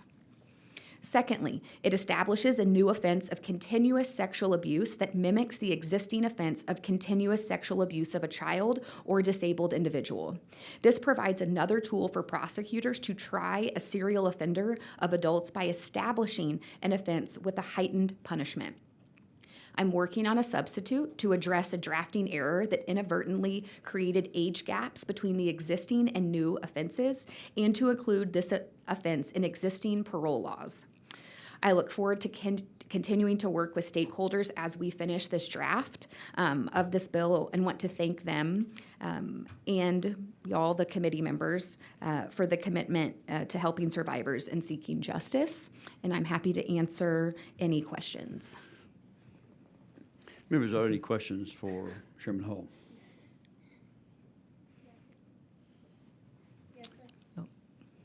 Oh, yes, go ahead, Representative Bowers. Thank you, Mr. Chairman, and thank you, Representative Hall. So now, your bill, this bill, allows victims to consent to DNA testing in comparison without filing a police report. So my question is, what problem is this provision trying to address? So right now, it's not being done at all. They are just sitting on the shelves. And so if they can have it run, and then they would be notified if foreign DNA is found, then they have a choice if they would like to move forward with pursuing charges or not. It would be their choice.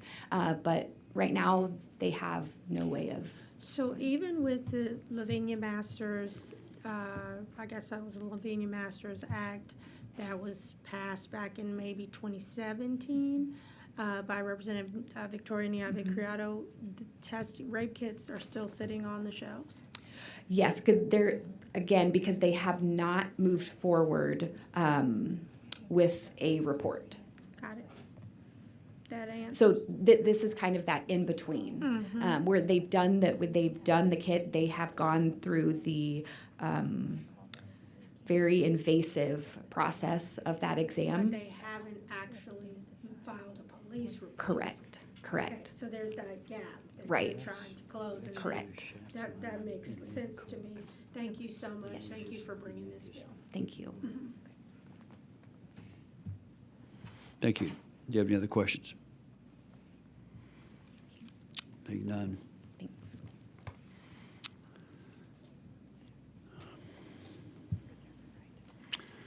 If there are no further questions, we will proceed to testimony. The chair calls David Gonzalez, Texas Criminal Defense Lawyers Association. And so, Yes. you're registered as David Gonzalez, Yes, sir, I am. and you are registered on, for, or against the House? Registered against. Against the bill? Yes, sir. I think. Thank you. Go ahead. Our testimony is limited to one provision about the jury unanimity. Use the mic, please. Yes, sir. Thank you.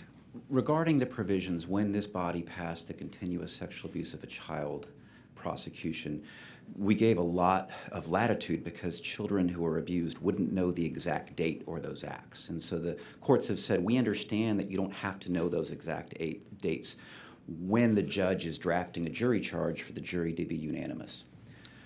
But the courts also have said in this footnote, and this is what we raised this concern on this bill, the court also said in the footnote, note that the current laundry list of what's called acts of sexual abuse include kidnapping and burglary, which may not fit within that. And so in the future, there may be an issue where this comes up again.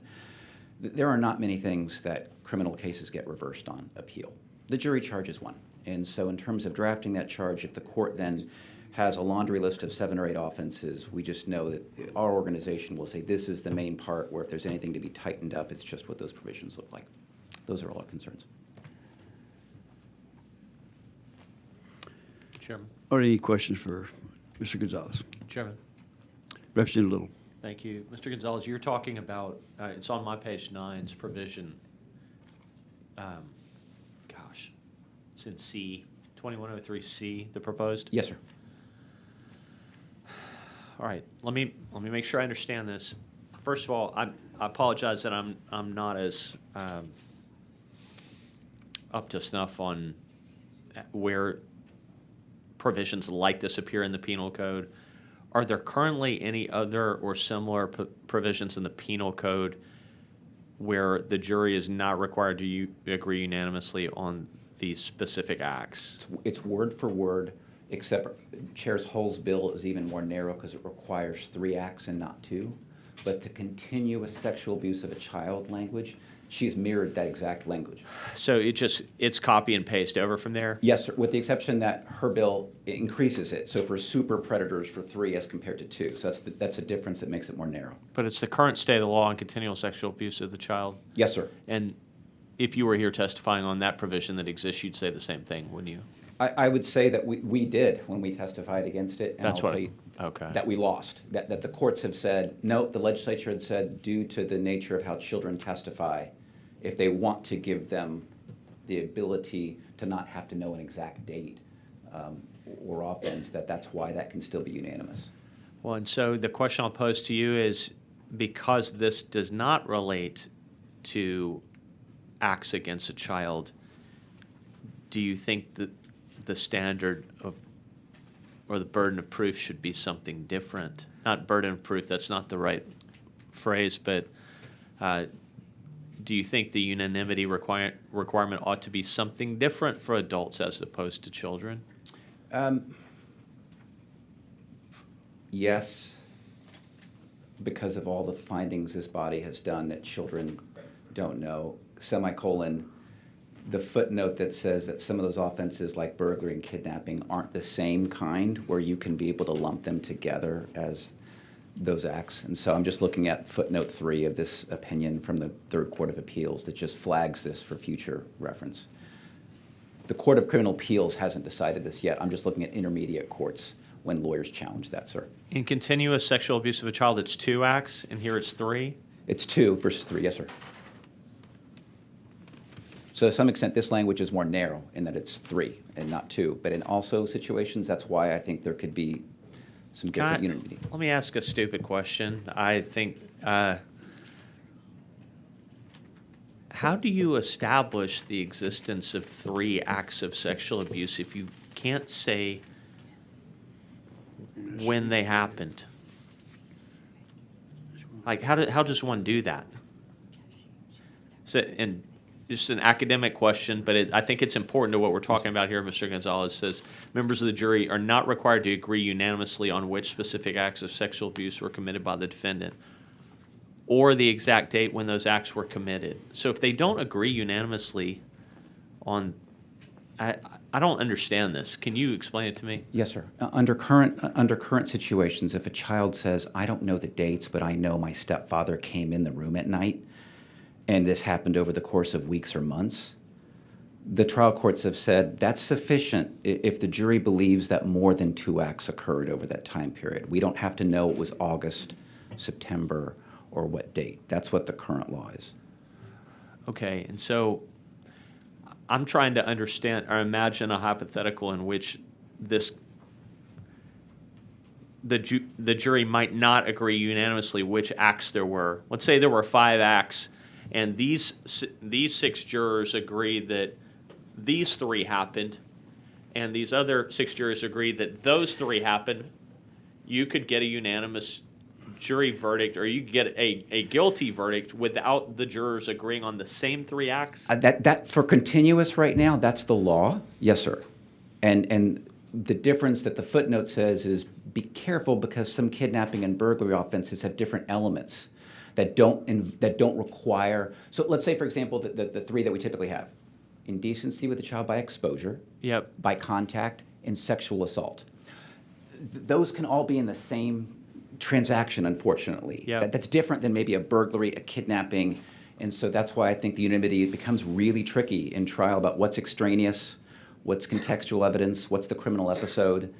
And right now, at least when we do that for continuous sexual abuse of children, it's different than when we start getting into, I think, adult situations, whereas, as you mentioned, it may be more defined as separate acts. I'm struggling with it and why it's in there.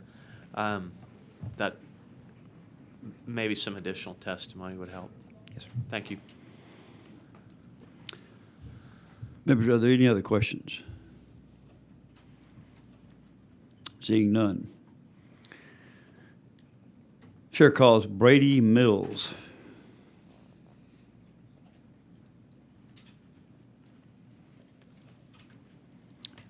Sir, you are registered as Brady Mills Division Chief for Texas Department of Public Safety Crime Lab.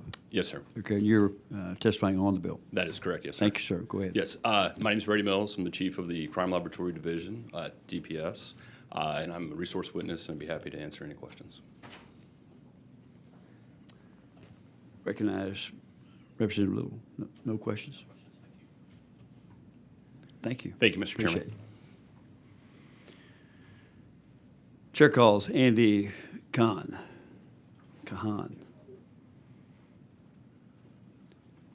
Mr. Kahan, you are registered as Andy Kahan, Crime Stoppers Houston and Self. That is correct.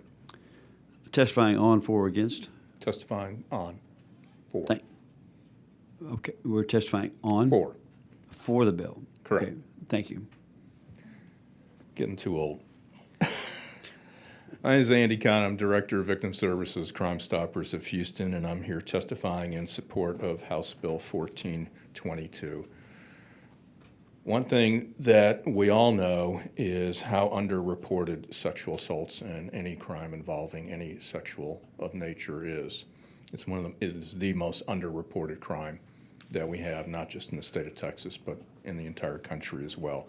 So any help that would encourage victims to report sexual assaults, which are obviously extremely difficult for any person to be undergoing, we think would be an advantage. And if it can help them report the crimes instead of saying, I don't want to be put through this, then we're all for it. The other issue that we really like in Representative Hull's bill is the stack sentencing, which right now we do have for anyone who's a child sexual assault victim. So the key thing in allowing stack sentences for sexual assault cases is discretion. And I love discretion. And the more discretion we can give prosecutors, the better off we're going to be. There is no downside to giving them an additional tool if they feel that this is something that they can use. So let's give them the additional tool to work with. And then finally, I certainly support giving the creation of a new offense of continuous sexual assault. We have it for children, we have it for disabled individuals, and again, discretion is the key word. So I like discretion, just like we like the bail reform bills, giving judges discretion. Now let's give that discretion to prosecutors, particularly in sexual assault cases. Thank you. Members, any questions? Seeing none, thank you, sir. See you soon. Chair calls April Aguirre.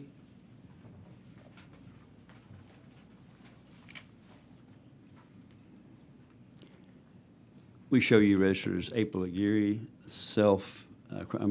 crime victim advocate, registering on, for, or against the bill. For the bill. Thank you. Go ahead. So as times progresses, unfortunately, criminal acts are becoming more vile, and we need to give prosecutors and victims more tools. Not everybody is forthcoming about these situations, specifically being an adult. So this would allow victims to say, you know what, there is enough evidence there to prove what I know happened, and then go forward with criminal charges. A lot of the times, unfortunately, there's not always DNA present, right? And a victim might be reluctant to go forward, but if they ever do decide, the evidence is there. I think that, unfortunately, our culture has become so predator-driven, and that doesn't stop when a person turns 18 and they become an adult. So let's give prosecutors the tools, and as well as crime victims. Thank you. Members, any questions? Thank you. Thank you very much.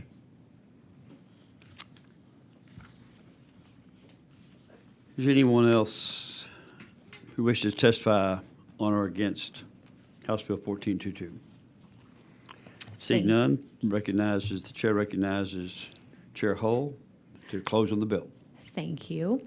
And part of that, Representative Little, part of that section has to do with like a serial rapist. So it could be multiple victims. So the jury could say, kind of like what you said. The jury could say, yeah, we agree on these, we're unanimous on these, and some of the other ones could say, yeah, we're unanimous on these other ones. So they could still get the serial rapist on at least one.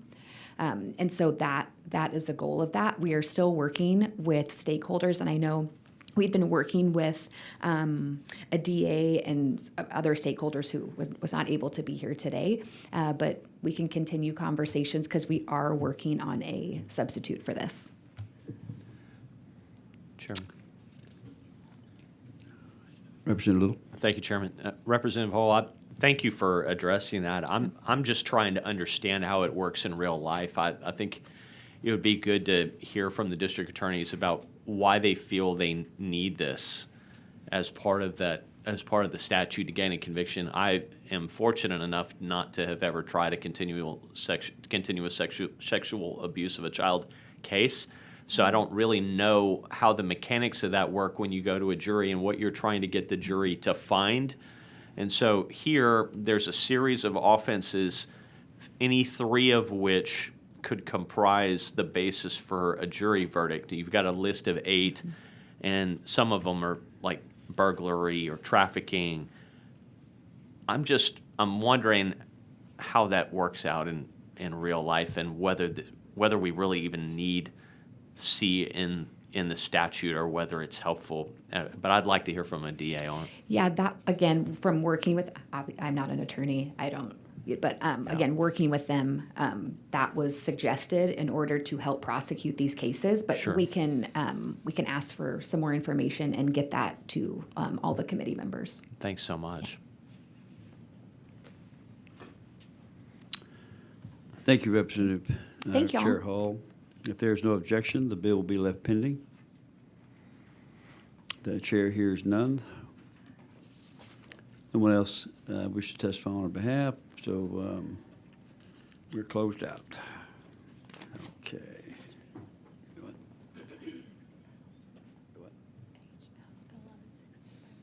Oh, yeah, where's that paper? If there's no objection, bill's left pending. So the chair lays out House Bill 1160, for Chairman Hull to explain the bill. Thank you, Chair Louderback.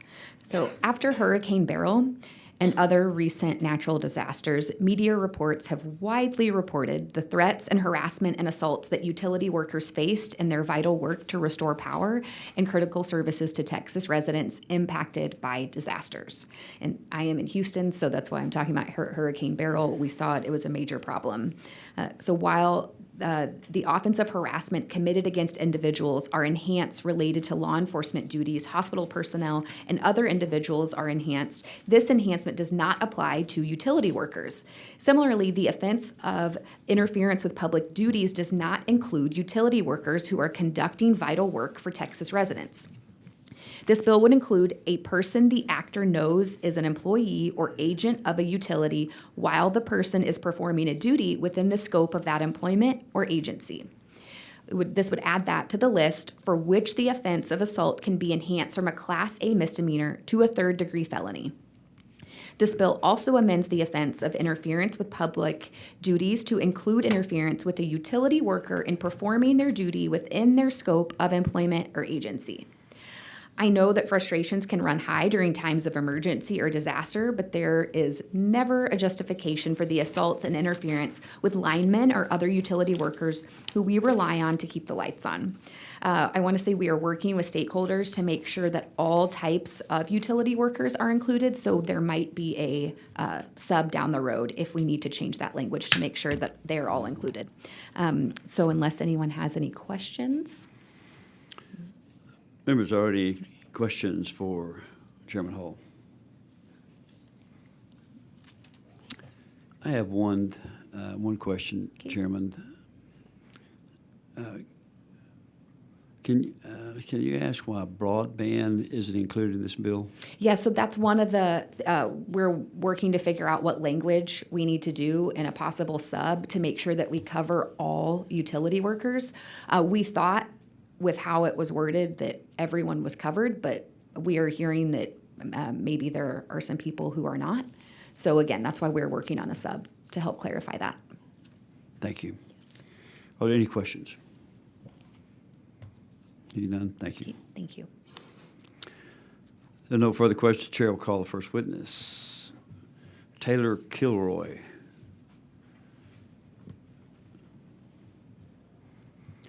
And you are registered as Taylor Kilroy, Executive Director of the Texas Public Power Association. Yes, sir. On, for, or against the bill? 4. For the bill. Thank you. Go ahead.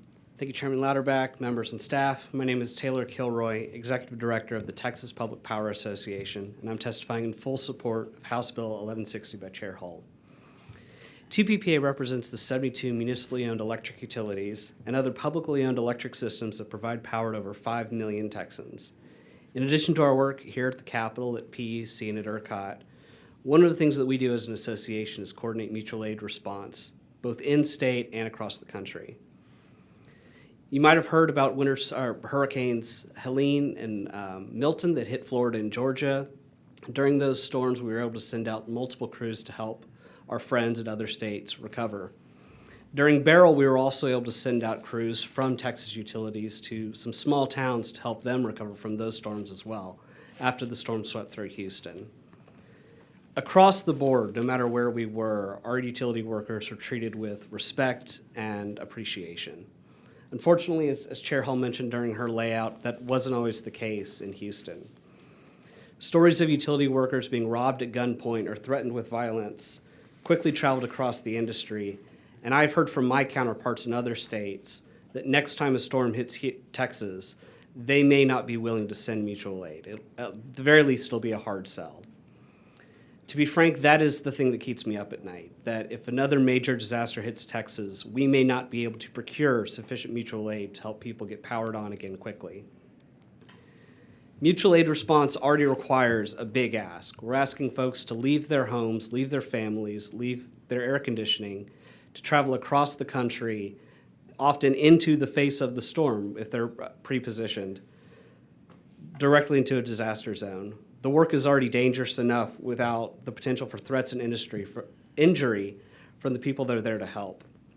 House Bill 1160 serves as a powerful message that the kind of behavior that we saw in limited portions during the Beryl restoration will not be tolerated, and we're fully supportive of the bill.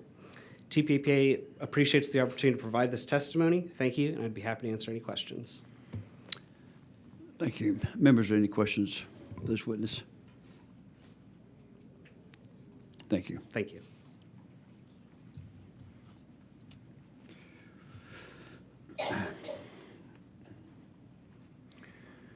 Our next witness is Ashley Myers.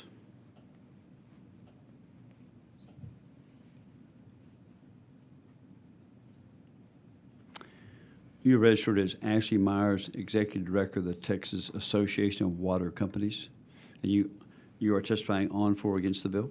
Neutral on. Neutral on the bill? Yes, correct. On the bill. All right, thank you. Go ahead.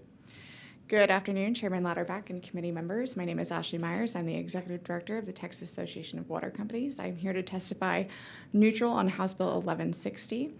Under current Texas Penal Code Section 2201, assault is generally classified as a Class A misdemeanor, which carries penalties up to 1 year in jail and/or a fine of up to $4,000. However, these consequences fail to reflect and deter the seriousness of assaults against utility workers who perform critical services to Texas. I would like to share a few real examples of what some of our operators have endured. One operator was parked at a water plant completing paperwork when someone approached the truck with a knife, asking him to get out. As the operator opened the door and began stepping out, the attacker stabbed him in the face. The operator defended himself with a company tablet, wrestling with the attacker as he attempted to stab him in the body. The operator managed to escape and ran to the street where he flagged down a passerby for help. In another case, a contractor was pistol whipped and robbed at gunpoint. Another case, an operator arrived at a water plant to find a car parked at the gate with a man attempting to use bolt cutters to break the lock. When the operator confronted him from the truck, the intruder pulled out a gun. The operator quickly left to a neighboring facility and called the sheriff's office. The sheriff's office took over an hour and a half to respond. Although no shots were fired and the operator was unharmed, the situation could have escalated severely. Currently, the water and sewer industry is facing a serious workforce shortage. Addressing these types of issues would help in, obviously, incentivizing people to come work in our industry.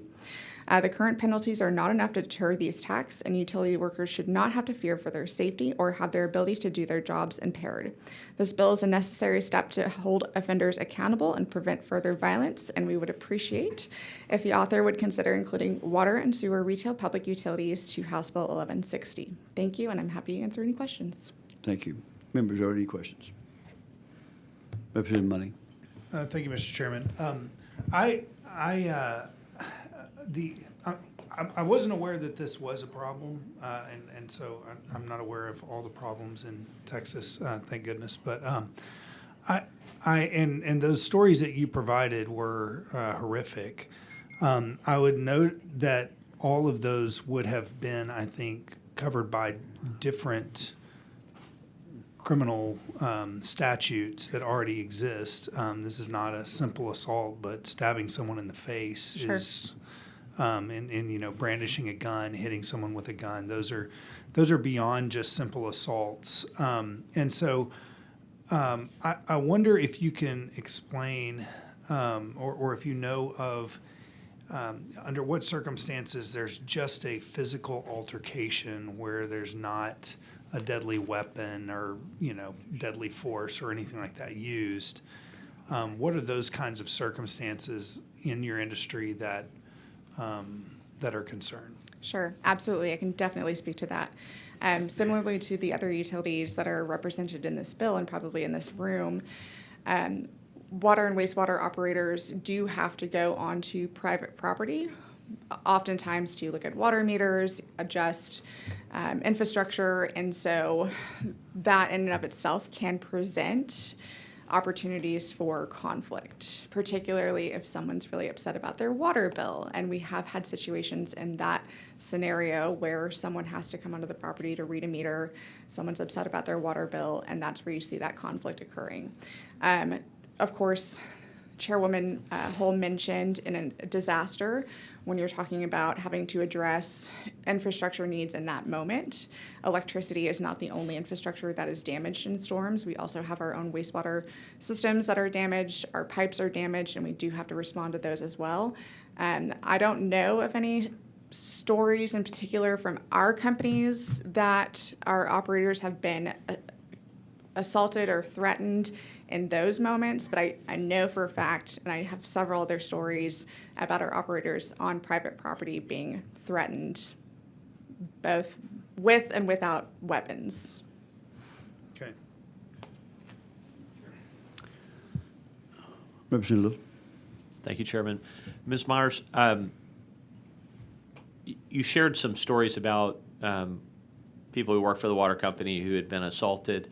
Where did those happen?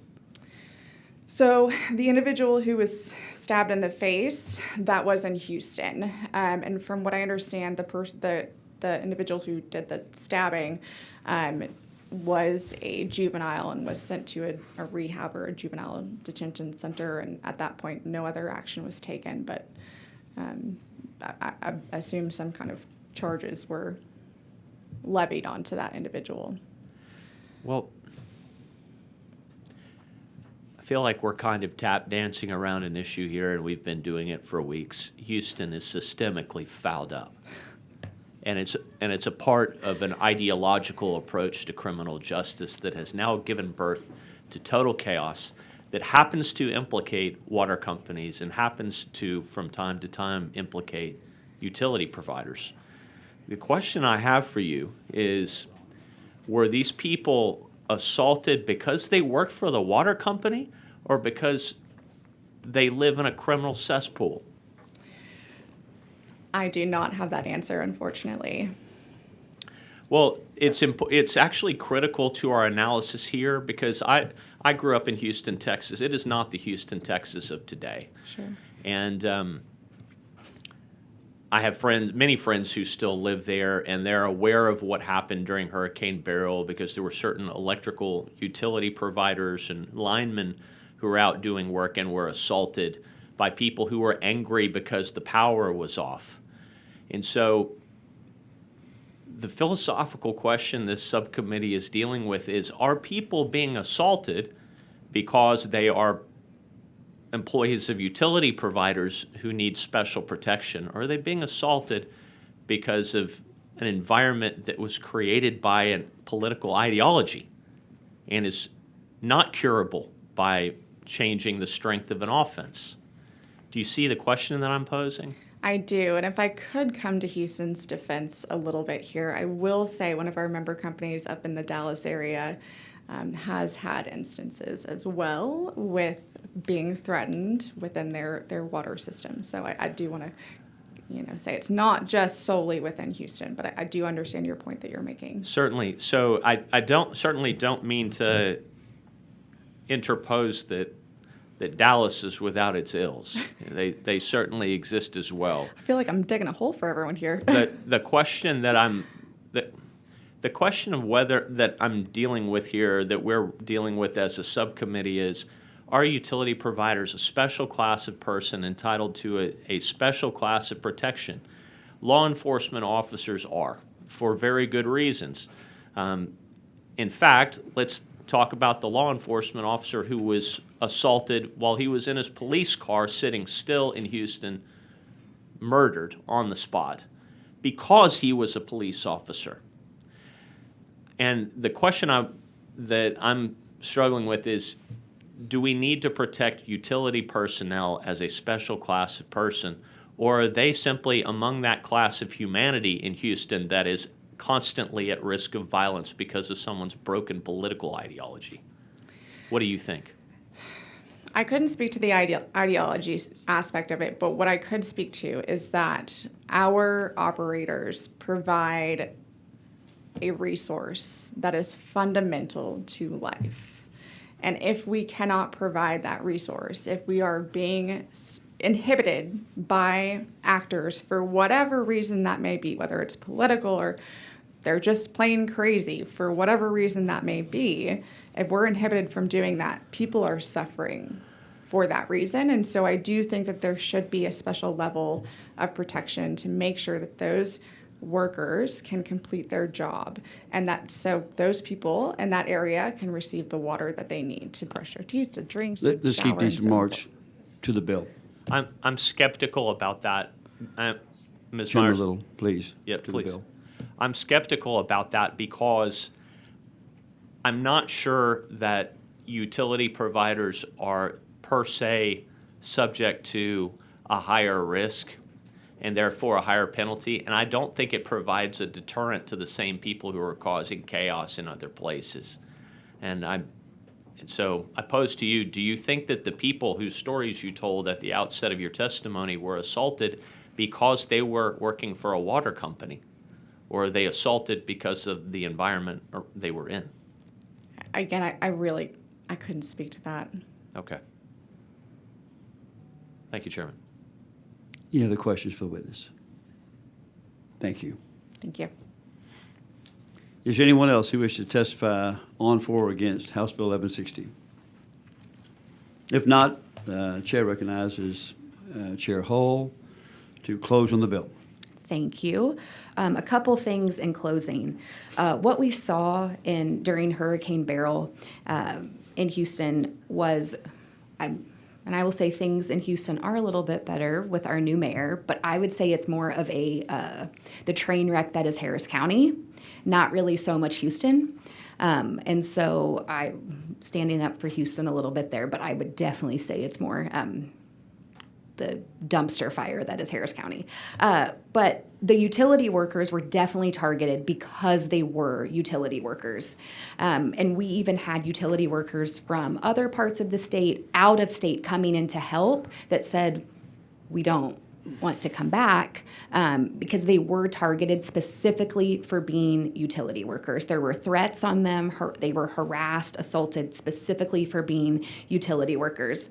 And I do want to say that we did receive language for the water, the wastewater utility workers to include them in there, and I am happy to do that. The broadband people, they had reached out. As far as I know, they have not gotten us language. And so, but again, we're happy to include anyone that needs to be included. It was very clear that these workers were targeted because they were utility workers. Even someone mad about their water bill and blocking their water meter, or mad that someone wasn't working fast enough to turn the power back on. It's like, well, assaulting the utility worker or the lineman isn't going to make your power get turned on any faster. So I just want to make that clear. I can't speak for everywhere else. I just know what happened in Houston and Harris County. So they were definitely targeted because they were utility workers. Unless anyone has any other questions, I will close. Seeing none, Chair, thank you, Chair Hull. If there's no objection, the bill will be left pending. The Chair hears none, and House Bill 1160 is left pending. Thank you. The Chair lays out, we're going to do 14. Chair lays out House Bill 1443 and recognizes Representative Schatzline to explain the bill. Thank you, Chairman. Thank you, members. Some might call this the Justice League of New Criminal Offenses. I'm not sure who's calling it that, but I certainly am. And I'm honored to lay out a very, very important bill. And to get serious, I am shocked that I even have to lay out a bill of this nature. But I think that it's incredibly important to bring attention to HB 1443, which creates a criminal offense for the promotion of or possession of childlike sex dolls, which is defined as an anatomically correct doll, mannequin, or robot resembling a child that is intended for sexual use. These objects are deeply disturbing and have no place in our communities. They resemble children and are designed for sexual stimulation or gratification. HB 1443 aims to close a legal gap and ensure these materials are treated with the seriousness that they warrant. So let's talk about what this bill does. The bill would create penalties for the possession of and the promotion of childlike sex dolls. If an individual is found to possess one of these dolls, they will be charged with a state jail felony. If someone possesses 2 or more of these dolls, the law will presume that they have intent to promote them, and they could be charged with a 3rd-degree felony. And if someone possesses 2 or more of these dolls, the law will presume finally, if an individual is caught promoting these dolls in any way, they will be charged with a 2nd-degree felony. Members, I was not shocked to find out that the studies show that the possession of childlike sex dolls is a clear warning sign that an individual may be prone to commit sexual acts with a child in the future.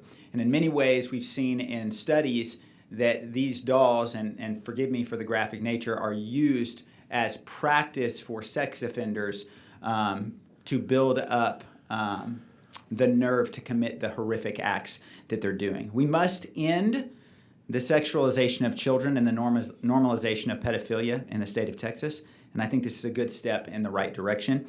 We do have witnesses, and I'm happy to answer any questions, and I would like to reserve my right to close. Thank you, Representative Schatzline. Before we do that, I understand there's a committee substitute. The chair lays out and offers a committee substitute. If you could just explain the substitute Yes. briefly, Representative Schatzline, that would be helpful. Absolutely. So we made a few changes. One of the things that we wanted to do is, and really what distinguishes this bill, maybe compared to some of the bills that y'all have heard or have been filed, is that many bills are trying to create a penalty for the distribution of childlike sex dolls. We want to make sure that not only is it illegal to distribute them or to promote them, but it's also illegal to possess them.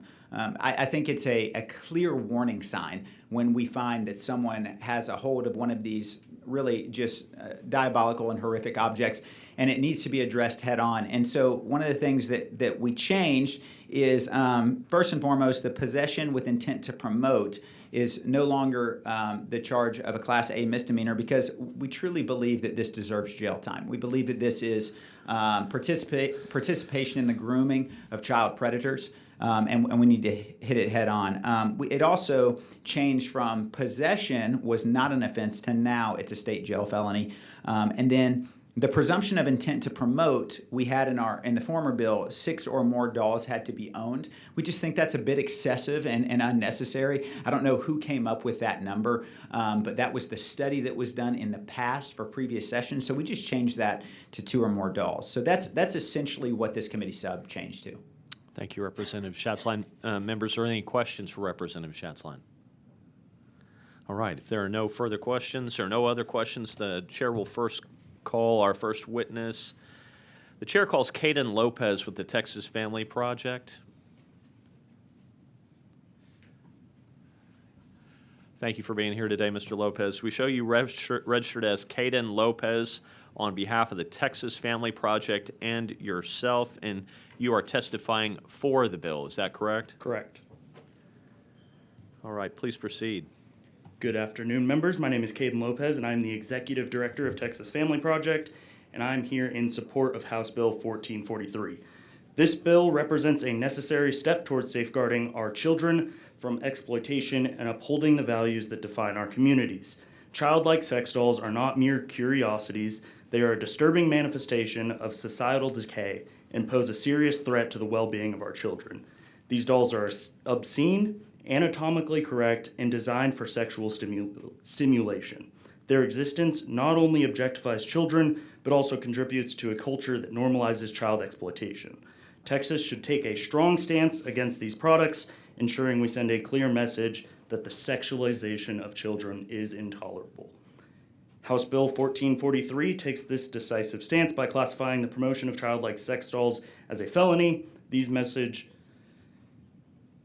At Texas Family Project, we are dedicated to creating a society where families are protected and children can thrive. This bill aligns directly with our mission to shield children from exploitation and maintain the innocence of Texas kids.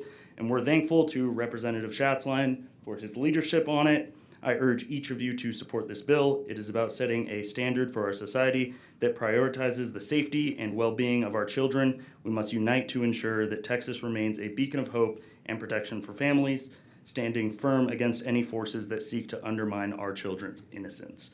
Thank you for your time. Thank you, sir. Members, are there any questions for this witness? Thank you, sir. Thank you. Yep. To this one, AJ. Thank you, sir. Deborah Simmons is up.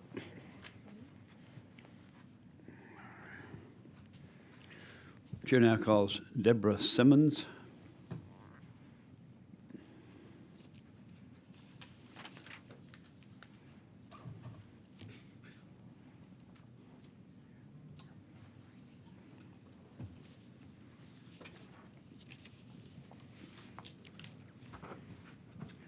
We show you registered as Deborah Simmons, representing self.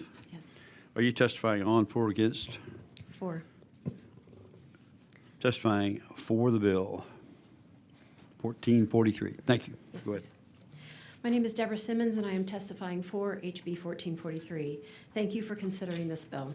Utah's statute adopted in 2023 defines childlike sex doll as an anatomically correct doll, mannequin, or robot with the features of or with features that resemble those of a minor, and is intended for use in sexual acts.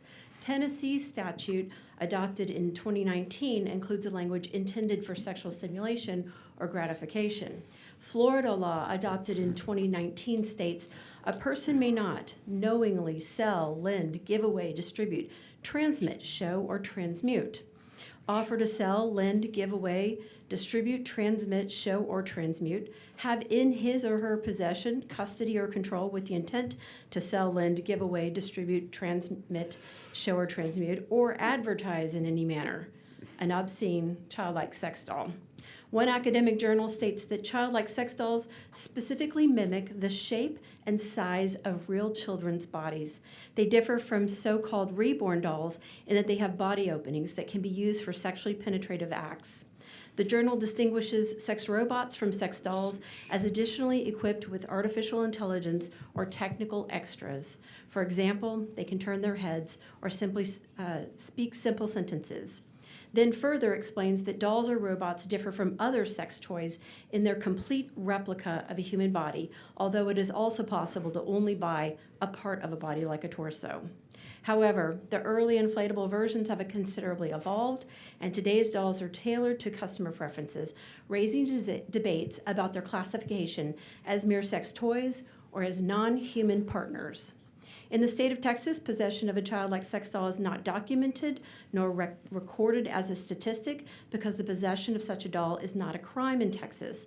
Texas should prohibit the possession, sale, and distribution of childlike sex dolls that have the features of or have features that resemble those of a minor, regardless of whether the doll is recognizable as an actual child or imagery of a child. And we need to consider providing civil liability for use of an actual child's image. Thank you. Thank you. Members, are there any questions for the witness? Thank you. Is there anyone else who wishes to testify on, for, or against House Bill 1443? If not, the chair recognizes Representative Schatzline to close on the bill. Thank you, Chair and members. Once again, I really believe that we in Texas have the opportunity to lead on this issue and become a state that sends a clear message that we are going to end the sexualization of children. I think this is a great step in the right direction. I'm committed to working with each of you to get this across the finish line, and I ask for your favorable consideration on this bill. And with that, I close. Thank you. The committee substitute amendment is withdrawn. If there's no objection, the bill will be left pending. Representative Louderback, may I make a motion? Go ahead. I move that we favorably refer House Bill 1443, the complete committee on criminal jurisprudence, so that it may continue moving forward. Call the roll.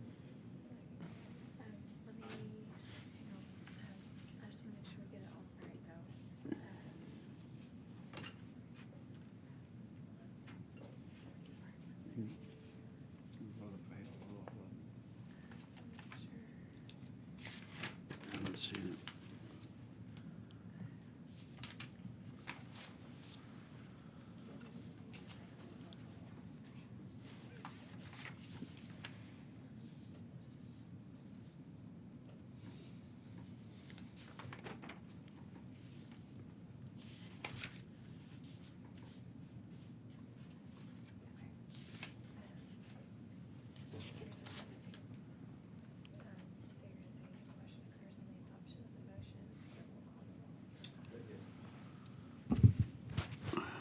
The question occurs on the adoption of the motion. Clerk will call the roll. Chair Louderback, Yay. Representative Moody, Representative Bowers, Representative Little, Yay. Aye. Representative Money. I want a clarification. Are we voting on the committee substitute? Because No, so. you're the committee substitute. I just want to make sure procedurally I understand where we are and what we're voting on. I'm in favor of it, but So technically, we're just recommending it to go to the full committee, and then the committee will decide whether or not to do a sub. okay, we can't decide that here. Or, I don't think so, but tell you what, can you stand at ease for, can we stand at ease for a few minutes so I can make a call to make sure? This is all new with this permanent subcommittee. okay, all right. I don't mean to overly complicate. I just want to make sure that we're all clear on what we're voting on. Please stand by for a quick call.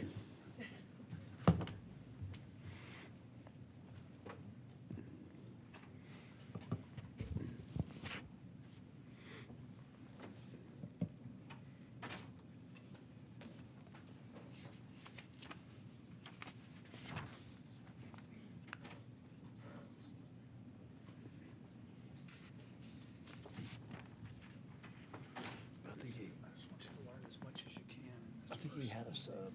He did have a sub. Yeah.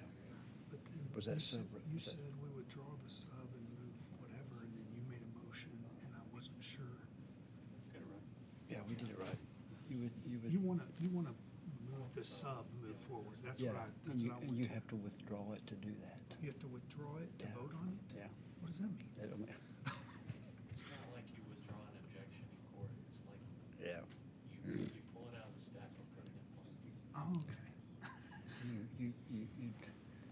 would draw something. It's, Yeah.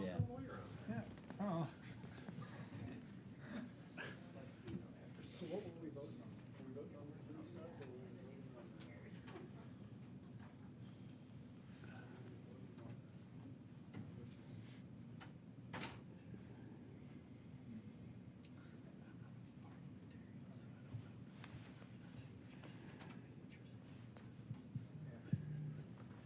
Yeah. Yeah. We have another opportunity.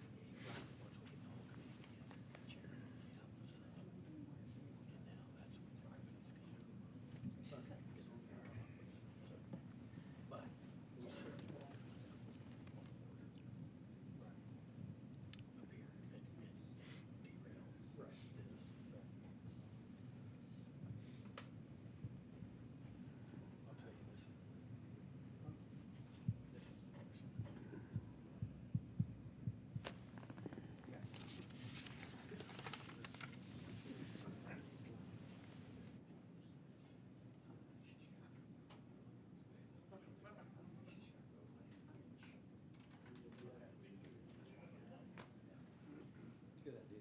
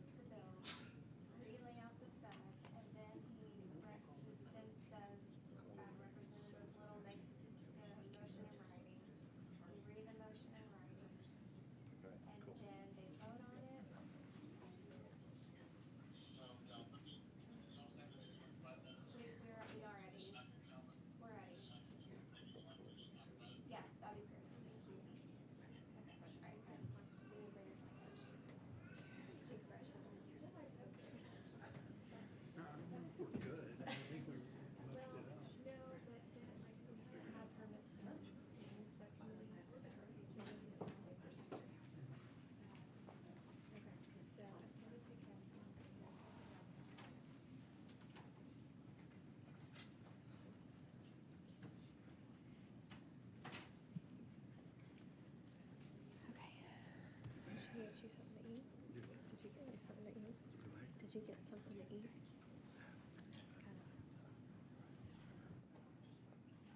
Well, you were doing it right to make sure that, on the second, because I need to, just to make sure it's. Right, so good job. They could have.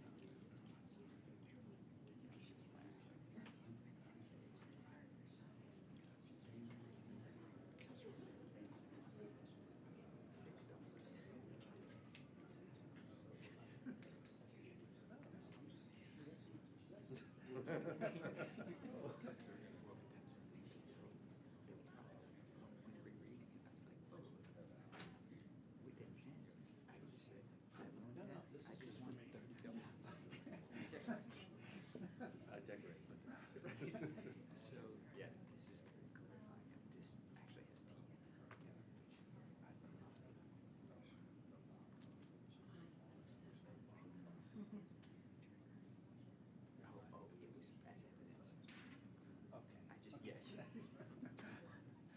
was your question?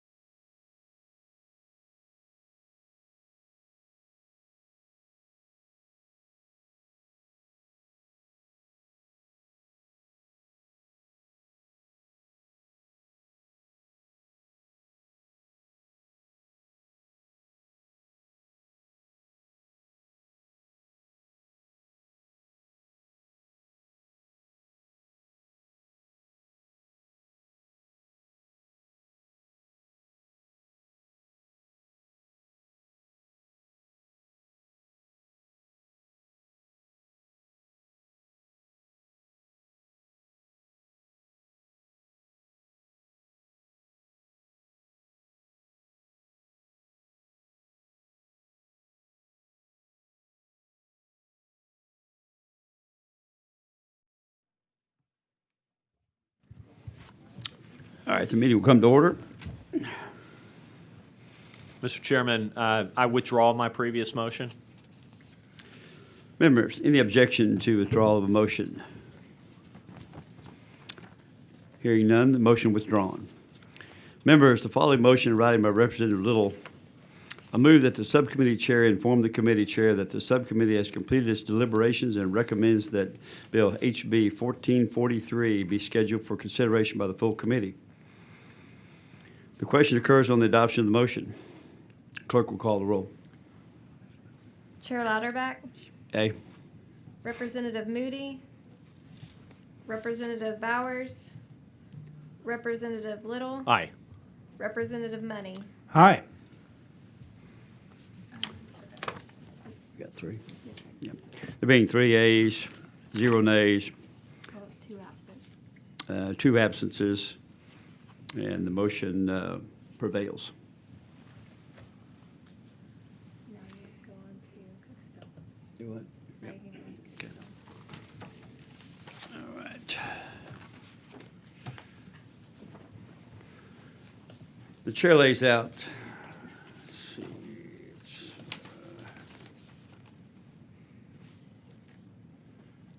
House Bill 1902. It recognizes Chairman Cook to explain the bill. Thank you, Chairman Lauterbach, and I do have a committee substitute. We do, let's see. Do what? The chair lays out the committee substitute. Okay, please lay out your substitute. You need to say the chair lays out committee substitute. The substitute has been laid out, Chairman. Chair lays out committee substitute. Thank you. Members, the Texas Department of Banking defines jugging as targeting a person who has just withdrawn cash from a bank or ATM, following them to a new location and robbing them. Jugging is not a crime of opportunity like burglary of a vehicle or traditional robbery, but rather an organized crime with sophisticated surveillance tactics and plentiful resources. Jugging crimes usually follow a similar fact pattern. Criminals will lie in wait outside banks or retail establishments for hours on and without exiting their vehicles. They may use rented vehicles or vehicles with fake tags or no tags at all. A spotter vehicle will identify potential victims who they think are carrying a large amount of cash, usually by spotting bank envelopes. A follow-off vehicle will be staged in the parking lot ready to follow the victim. And a Trojan vehicle who remains in communication with the follow-off vehicle and targets the victim at a secondary location. Members, this crime is happening in all of our communities. Chairman Lauterbach, in 2019, the Victoria Police Department arrested 3 criminals who stole over $10,000 in a bank envelope from a woman in a jugging incident. There's been incidents at Buc-ee's in Royce City and in Representative Money's district. There's examples all throughout all of our districts, and this is a crime that is becoming more and more common and needs to have its own offense, and that's what we're here for today. The committee substitute to HB 1902 creates the criminal offense of jugging and makes it a state jail felony. Jugging is defined in the bill as with intent to commit theft of another person's money. A person, quote, knowingly travels from a commercial business or financial institution on the same path or route as another person without substantially deviating from their path or route and possesses 2 or more criminal instruments. The addition of commercial business in the substitute will expand the offense of jugging to include retail stores, shopping malls, and high-end storefronts like the Galleria in Houston, having been spikes of jugging incidents in that particular area. The committee substitute enhances jugging to a 3rd-degree felony if the criminal commits burglary of a vehicle and a 1st-degree felony if the criminal commits robbery. We remove the filed bill's enhancement for aggravated robbery as it is already a 1st-degree felony under existing law. Members, I appreciate your consideration of this critical public safety bill, and I'm available for any questions. Would like an opportunity to close when appropriate, Mr. Chairman. Members, are there any questions for Chairman Cook? Just real briefly. Quit. Thank you, Chairman Lauterbach. Representative Cook, Yes, I sir. was studying this bill pretty closely last night, and I got hung up on one thing. So in your, first of all, let me just acknowledge, this is a thing. It deserves a statute, and I'm glad that you're bringing it. under A2, one of the elements of the offense is being in possession of 2 or more criminal instruments. And not being a criminal lawyer, I tried to figure out what that was, and I went to section 16.01 of the penal code, and I found the definition of it unsatisfying. So I went to it, and it says criminal instrument means anything the possession, manufacture, or sale of which is not otherwise an offense that is specially designed, made, or adapted for use in the commission of an offense. And I couldn't figure out what it was supposed to be. What are the 2 or more things someone who engages in jugging is supposed to have? We do have other witnesses that will testify, but what I've been made aware of is just different elements that criminals would use, whether that's whether it's an instrument like a physical weapon that's utilized, or any type of object that's used to help plan. Whether it could be a phone, it could be. It's very. I agree with you. The definition could be better stated, and I actually think you'll hear some testimony on that specific issue this afternoon. Thank you, Representative. You bet. Any other questions? Thank you, sir. I'd like an opportunity to close when appropriate. Thank you, Chairman. Thanks. If there are no further questions, the chair will call the first witness. Jennifer Szymanski.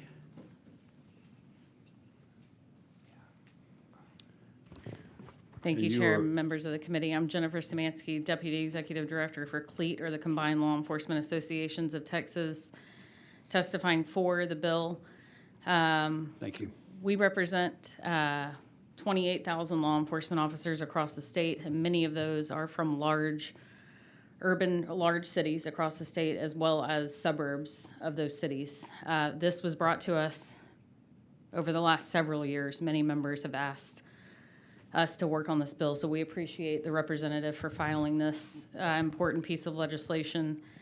To go with the trend, Representative Little, with Houston, I think you'll hear a lot of this is originating out of Houston. I believe there was a bill in 2017 that tried to address this that did not make it to the finish line, but since then, this crime has obviously perpetuated into something that is a critical issue across the entire state, and you'll hear a lot of testimony about that.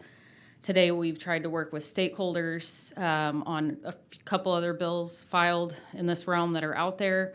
Thus, the sub that was introduced, we're trying to get to the best language possible to pass this bill for our members and our, again, in these large cities, these detectives who are trying to work these cases but have been faced with many hurdles when it comes to the prosecution. So we're trying to work with the DAs as well to get to a resolution. I think the majority of the questions will be better suited toward the witnesses that are going to follow me, that are working these cases every day. But happy to try to answer if anyone does have one. Are there any questions for this witness? Just real briefly. Ms. Szymanski, do you know what the criminal instrument is supposed to be? I think there is a witness behind me that he has described to me what those typically are. We're open to if the DAs feel there's a better definition out there, but I think there are some common instruments that are used in the commission of this offense, and they can describe exactly what those are for you. Thank you. Yes, sir. Are there any other questions? Thank you. Thank you. John Nelson. Chair calls John Nelson. Chairman Letterback. Representatives, thank you. John Nelson, representing Austin Police Department. Yes, I'm a detective, a robbery detective with the Austin Police Department. I am here to testify for the bill today. For the bill, thank you. And you are for yourself, correct? For my personal professional role as a detective in these crimes, yes, sir. Yes, thank you. Thank you for your time, and thank you, Representative Cook, for proposing this bill. I'm here to testify on behalf of all the peace officers with the Austin Police Department, with the 28,000 peace officers in the state of Texas, but also with any police officer and investigator in the United States, because this crime does spread beyond the Texas borders, but obviously I deal with the crimes that occur here in Austin. So, as set forth in Bill 1902, we would establish a specific title code for jugging. Obviously, we have theft, we have burglary, we have robbery. So part of the testimony today is to explain why we're trying to fill that gap, which came up earlier in other testimony.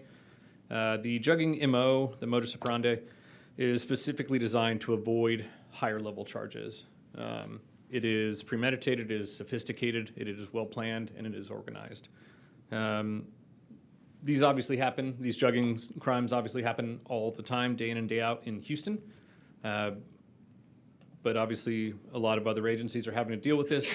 And that is another aspect of this crime, is that suspects are traveling long distances, crossing multiple jurisdictions, which hampers investigation and coordination when trying to identify suspect vehicles, suspect actors, and charge them as a whole. Having a specific judging title code or offense will establish an arrestable offense for the observed preparatory criminal activity. That is going to be the state jail felony level. What we will see a lot of in our proactive operations against this crime type is, and what we're seeing now too, is a lot of bank representatives are calling in these suspicious vehicles ahead of time that they observe in their parking lot. So if the suspects kind of figure out that police are onto them or that bank personnel are onto them and they leave, but a suspicious call, maybe a patrol officer stops that vehicle, what it is going to turn out to be 99% of the time is a rental vehicle out of Houston or the Harris County or broader Houston metro area. It is a rental vehicle, but it has been altered. It has been adapted. It is typically tinted, which is not standard for the rental company. The suspects have applied that themselves. So I would look at the rental vehicle itself as a criminal instrument. What you will also have, the ideal crime is a burglary, because that avoids direct confrontation with the victim. They avoid any risk of having a robbery charge. They follow the victim to a secondary location. A burglary of a vehicle takes maybe 10, 15 seconds. You'll hear additional testimony about specific cases, and I can go into some of ours here. But a burglary is a misdemeanor. If they get caught, they can sweat that. It's not a felony, it's not a robbery. If they get stopped ahead of time before they actually commit a burglary or a robbery, they're just stopped by a patrol officer on the road, they can explain that this is a rental vehicle. It's not theirs. The rental vehicle is going to be clean. They travel without weapons typically, because that would also enhance charges. They travel without drugs. They keep their car clean. They're often very confident and willing to provide consent for a search because they believe that police officers are only looking for guns, drugs, things like that. They can typically explain away their positioning in the vehicle, which is commonly a getaway driver who stays in the car, and a jump out, or the Trojan vehicle that was described is the vehicle that's actually committing the crime. It's a backseat passenger. They will frequently wear work vests. They'll say they're work friends, or the driver will explain that he's an Uber driver and that this is just a passenger that he's driving, or that they're just hanging out in Austin, in my experience, to go to 6th Street or something like that. They have some other reason for being here. They can't explain why they drove into Austin to go to 6th Street during business hours. In follow-on investigations of suspects' cell phones, we will see their travel patterns are extensive within Texas, but also frequently make broad loops across the United States. I've seen suspects that have ongoing notes in their phone applications for every bank along their route across 8, 9, 10 states. Which banks are open on Saturday, what bank has good position where they can watch from a neighboring parking lot without having to be positioned in the bank parking lot. So it is highly organized, very sophisticated, and the only tool you really need to bring along with you is typically a window brake, which is a search and rescue tool, or a screwdriver. Again, commonly you're not going to carry a weapon because you want to avoid any kind of weapons-related charges or minimum sentencing. But a screwdriver can easily be used, and a window brake, I would say, is a search and rescue tool that has been adapted to their criminal activity, which would just be burglary. So the state jail felony level charge would offer officers and detectives an arrestable offense for that preparatory crime of following someone off from a bank to a secondary location. And then it would escalate from there to the burglary charge and then a robbery committed, or a jugging committed with a robbery. Thank you, sir. Members, are there any questions for this witness? Representative Money. Thank you. I agree. This is a bill that needs, or an offense that needs to be added. We've had several of these over the past few years in my small town. And I just want to make sure that you believe that this bill as drafted would capture everyone that's doing this and that there's not enough loopholes to get out of it. So we've heard that it's sometimes an organized crime where you have kind of a spotter and I think a Trojan and a follower, and so you've got multiple different people doing different things. Are you going to be able to prosecute them all as this is drafted? Let's say you have someone in a grocery store next door, is watching, you say, I just watched somebody come out with an envelope, and then, and they just turn right on First Street, and they're following them out that way. And so then somebody follows them for a while, and then when they get there, someone else comes in, knocks the window out, grabs the envelope and goes. So would you be able to prosecute any or all of these people with this statute as written? Thank you, Representative. As a detective, we see these cases day in and day out. The minimum resources you need is just one car with two people, commonly. So that would be the primary target car who is following the vehicle and traveling in the same path as the victim. I think that captures that. Because like you were indicating, we do frequently, when we're out conducting surveillance, looking for these in a proactive manner, we are also on the lookout for counter surveillance because they do commonly use multiple vehicles. I would say it's all organized. Those are your more organized and more professional criminals. But the bare minimum and the primary target is that single vehicle that's following a victim off with one passenger and one driver. That is going to day in and day out. I got called multiple times about it happening yesterday, and I've been texted multiple times about it happening right now in Austin just while I've been here. A more advanced option is the multiple vehicle methodology of jugging, and that's what we're constantly looking out for. If we think we see one vehicle, we're going to be looking for multiple. So I guess, and I'm not a criminal lawyer, and I'm not a criminal bill drafter, but if I had been approaching this problem, my thought would have been, it's theft that involves some sort of pursuit and knowledge that there's something in particular of value that I'm going after.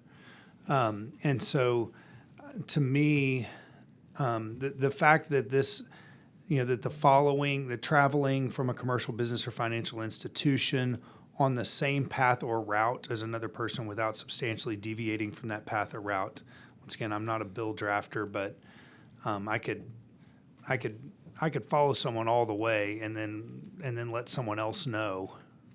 I just keep on driving, let someone else know who meets us there, or who meets that person there, finds their car and opens it. And now that person has only committed a burglary of a vehicle because they have not been part of the following.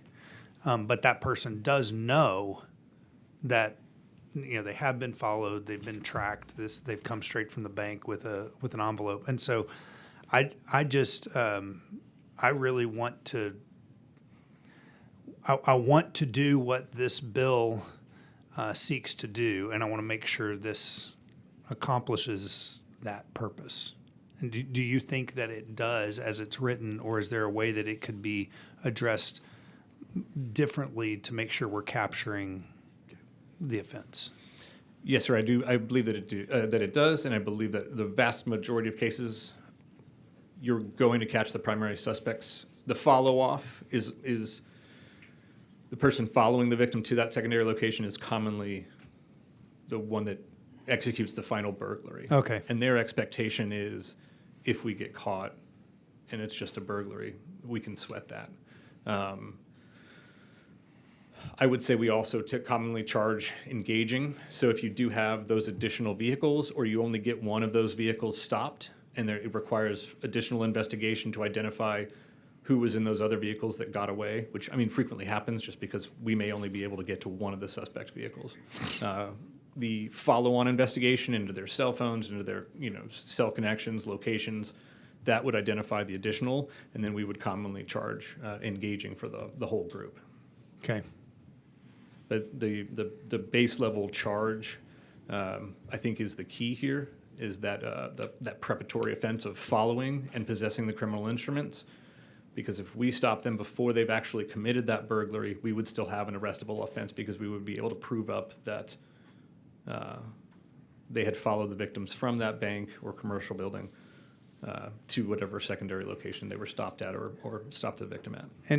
And to Mr. Little's kind of point earlier, how important is it that they have two or more criminal instruments? Is that something that is needed in order to get from theft to jugging, or is that something that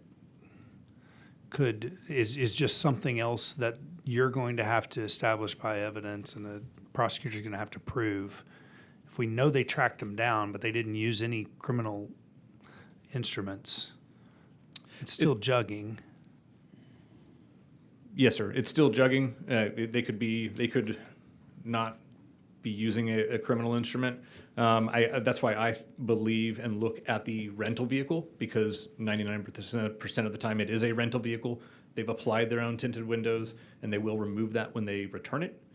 And they are using a third party to rent that vehicle. It's just another way that they kind of obfuscate their connection to the crime. So in my understanding, that first criminal instrument is going to be the rental vehicle that they've adapted to the crime. I think the vast majority of cases you will find a screwdriver, a window punch, or some other item used in burglary, which would be your second. There are other options that were proposed and looked at, gang involvement, past cases. This, I think, is a well adapted to the crime. Okay.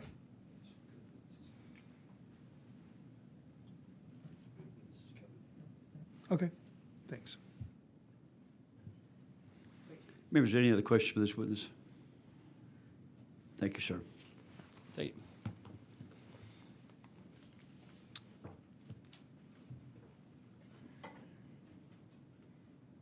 Victor Baylor. Chair calls Victor Baylor.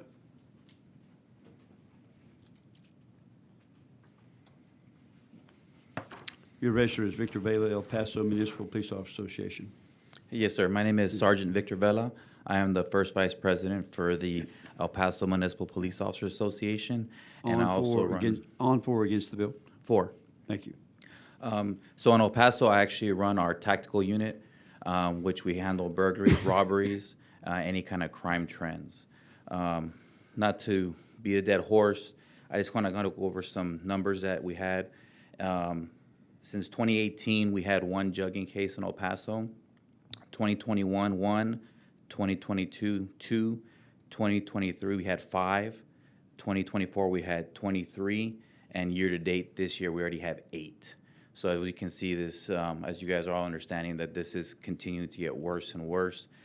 We do have a main nexus in Houston who is teaching and training people from El Paso. One of the biggest issues that we run into is, yes, they're using rental vehicles, but they're also going to local apartment complexes or hotels, and they're stealing tags that are similar make and models. So that could be constituted as one of the criminal instruments. They're breaking the window every time. So that whatever they're breaking the window with could be the secondary criminal instrument. So there would be the 2. I don't think necessarily we have to have 2, but primarily there's always going to be at least the 1, which is whatever they're breaking the window with. we continue to see an increase of, as soon as they hit and we actually get a license plate, that plate within an hour and a half is hitting in Arizona and California. It's already out of state. And then we get video surveillance after the fact. And as they're coming back through El Paso from Arizona, California, they swap out vehicles, these rental vehicles in California and Arizona, and then they reoffend in El Paso on their way back to Houston. So we continue to see this upward trend of, organized criminal activity, and I believe that the statute as written will help fill the gap to help provide justice, for these residents of Texas. Thank you. Members, are there any questions of this witness? Thank you, sir. Thank you. Chair calls Kayla Allen.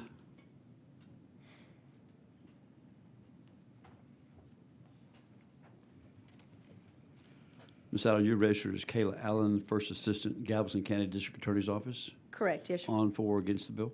Yes, for the bill. For the So- bill. Thank you. Good afternoon, Chairman and committee members. My name is Kayla Allen, and I'm here on behalf of the Galveston County District Attorney's Office, speaking in support of House Bill 1902. I've spent 20 years prosecuting cases in Galveston County, and jugging has been an ongoing and increasing issue in my area of the state. In fact, the issue has gotten so bad that we have been working with our local law enforcement partners, along with State Representative Bonin and Senator Middleton, and they have both filed legislation this session to address the issue in a way that would allow prosecutors to obtain convictions against those attempting to commit crimes. We have worked with the legislature along with law enforcement stakeholders to identify the legislative changes needed to help curb this crime. Excuse me, you'll have to stay on this bill. Yes, Thank yes, you. sir. When a criminal searches for what they consider to be an easy target, then stalk the target as though they are being hunted, and our hardworking law enforcement officers are able to intercept them before they're able to victimize members of the society, we need legislation that allows us to charge them for the crime that they are actually preparing to commit. House Bill 1902 is a step in the right direction. I'm committed to working with the legislature to get the best piece of legislation possible passed into law. With that being said, I think I can answer probably both of y'all's questions. To answer your question on what constitutes a criminal instrument, I do think there is an issue, I agree with you, using the definition of 16.01 for a criminal instrument, because the way that is worded is it says that it needs to be specifically designed, made, or adapted for the use in the commission of the offense. Here is what our courts have shown. Getting convictions on these cases hasn't necessarily been difficult. Upholding them in the Court of Appeals is what's difficult, because what the court has ruled is, and I'll give you an example, a case of a man who is standing at a pawn shop at 2 o'clock in the morning, looking in the window of a pawn shop when it is closed, with a Slim Jim in his sock, a military-grade flashlight, along with a cotter pin and other burglary tools. They went to trial on it. They got a conviction. The Court of Appeals overturned it because they said not one of those items had been adapted or made or designed to commit the offense. And so using that definition will not allow us to prosecute the case. When we say 2 or more, the reason that I think that's important is because if you pull somebody over and they have a screwdriver, as a prosecutor, I think it is going to be very difficult for me to convince 12 jurors that someone following someone that has a screwdriver, that's enough. So to answer your question on criminal instruments, what we are seeing in Galveston County is when they get pulled over, they have zip ties, duct tape. They do have screwdrivers. They do have things that the cars are rented. They have out-of-state license plates, and he's correct. A lot of times they have dark tint. Here, as a prosecutor, the issue is, how do I prove that they were the person that put the dark tint on the vehicle?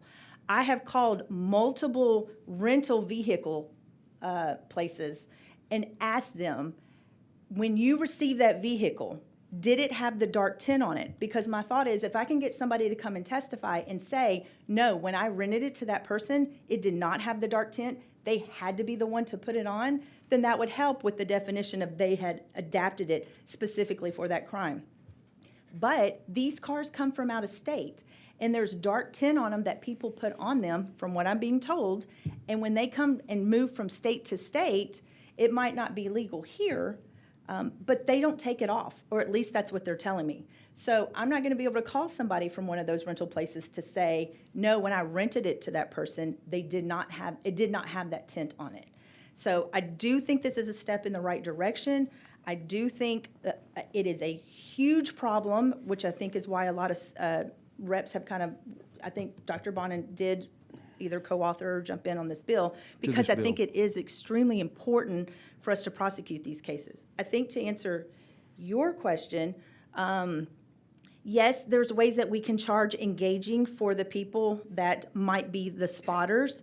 You have to be able to prove, though, that they were part of that. Also, for engaging, you have to have 3 or more persons, and a lot of time you have 2. But you can charge people as a party. I think my answer your question is, if we can prove that it was someone in a different vehicle that was the spotter, and we can make that connection, you can charge them under a party, and that's with any crime. So, Members, are any questions for this witness? Yes. Representative Money? Thank you, Chairman. I'm sorry. Yeah.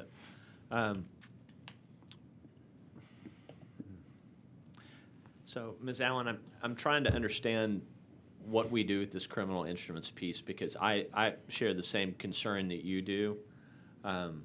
I don't know that tinted windows is going to get you there. So is the offense intended to capture the situation where you got these people before they committed the act, like you pulled them over?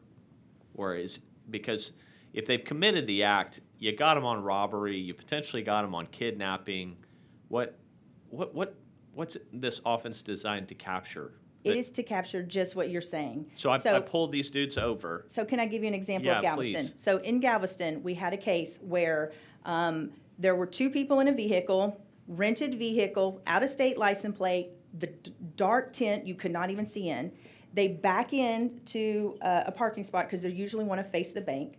They sit there for hours, no one getting out of the vehicle and going inside the bank or coming from the bank. And they're watching people. And even there's times where they like pull out and change spots. They spot someone. They start to follow that person. So law enforcement usually, like he said, they're staking out the bank. So they're watching this behavior. Now, the following, it's not just following someone. A lot of the times in our case, the person gets out in front of them, so they have to drive 80, 90 miles on the highway. They start cutting people off because they have to get back behind the vehicle. Then when they do get behind the vehicle, they slow down. Then they follow that vehicle, and they can follow you all the way to the house, where for us in League City, they actually did follow someone, and they robbed him in his garage, and they killed him. Now, that was a capital murder, and we did prosecute that case. But we are trying to stop it before. So in this particular case, the officers see all this behavior, all the driving facts. They run the license plate of the victim that they're following and see that they're 1 mile from their house. Law enforcement doesn't want to wait until they get to that person's house, so they pull them over.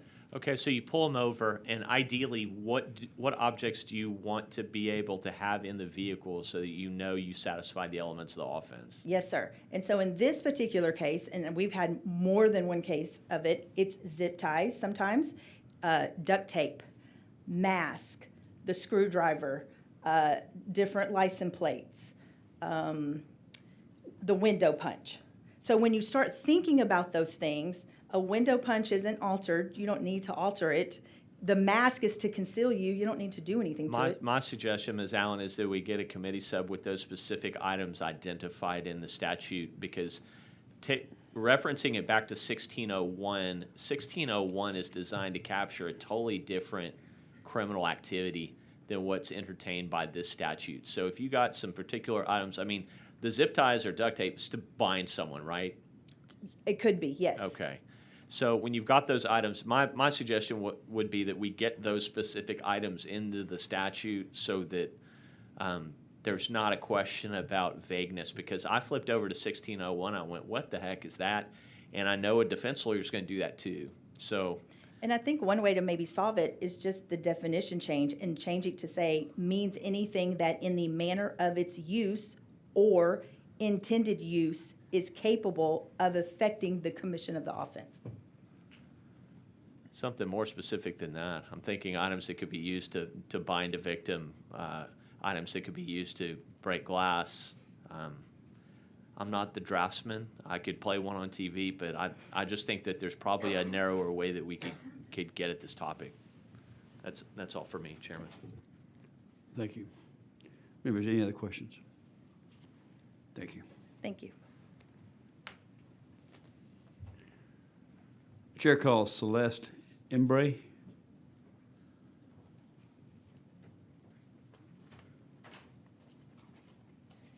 We show you registered as Celeste Embray from the Texas Bankers Association. That's correct, Are you yes. on, for, or against the bill? I'm for the bill. Thank you. Sure. My name is Celeste Embry. I'm the General Counsel of the Texas Bankers Association. I am here testifying in strong support of this bill.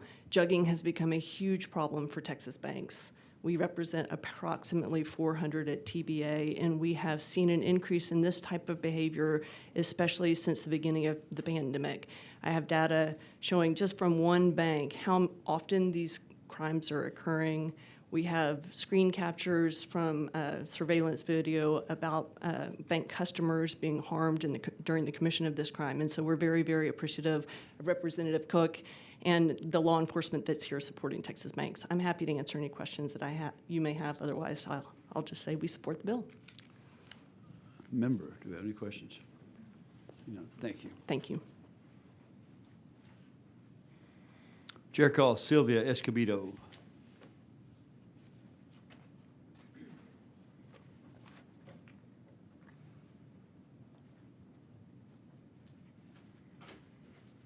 Good afternoon. I'm Sylvia Escobedo. I'm here to testify in support of this House Bill number 1902. I am for it, and I'm testifying on behalf of myself.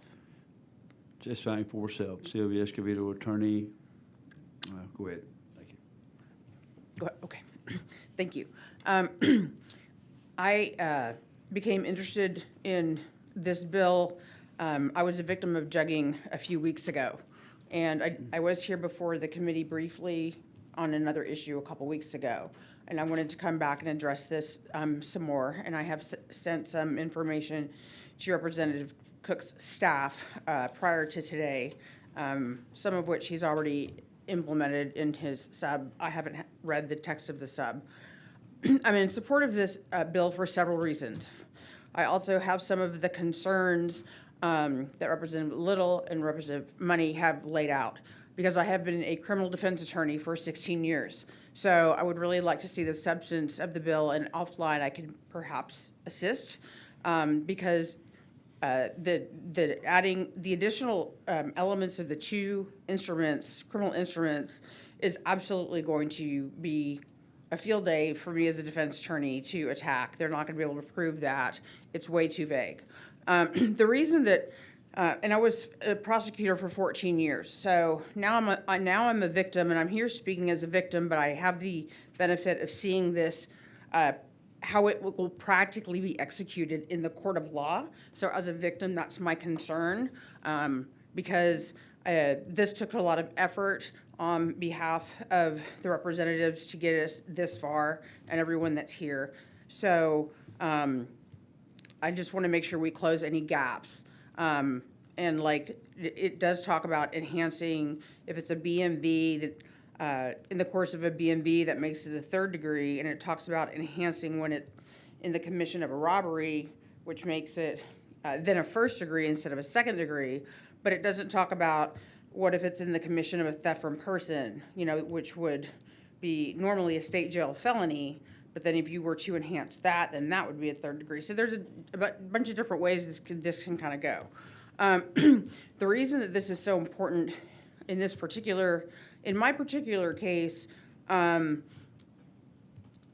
dealing with the auto crimes task force, everything that you've heard today is pretty much on par with what happened in my case, but mine was from a retail establishment, not from a bank. They rented a car. They stole a license plate off a similar vehicle that looked like that car. All of the information on the rental forms at the rental car place were fictitious. The address they gave to rent the car was fictitious. The driver's license they had was fictitious. They determined they had a burner phone that they had purchased 2 days beforehand, so that phone no longer exists. They switched the license plates, drove to the Galleria, targeted me. Who knows who else was targeted. And then within a day, the rental car was returned back to the rental place. So this is happening a lot in Houston, and as the officers and the prosecutor have already spoke on, it is something very serious needs to be done, and that's why I would like to thank all of the representatives that are here today for hearing me and understanding how very important it is. As a criminal defense attorney, I obviously don't want to be just adding laws to the penal code. And when I had first reviewed this with my colleagues on the criminal defense side, that was their first thing was, why would they do this? Because we already have the crimes of burglary of a motor vehicle and robbery and aggravated robbery. This seems like it's needless. But now hearing the background of why they want to put this in the books, and then not only to deter and be able to intercept these crimes before they're committed, but to also then enhance the penalties if they are committed. So I would applaud Representative Cook and all of his staff and his hard work and everybody who has been a part of this. I'm very strongly in support of this. And if you have any questions, I would like to answer them. Thank you. Members, are there any questions? Ms. Witness? Thank you. Thank you for your time. Chair calls April Aguirre.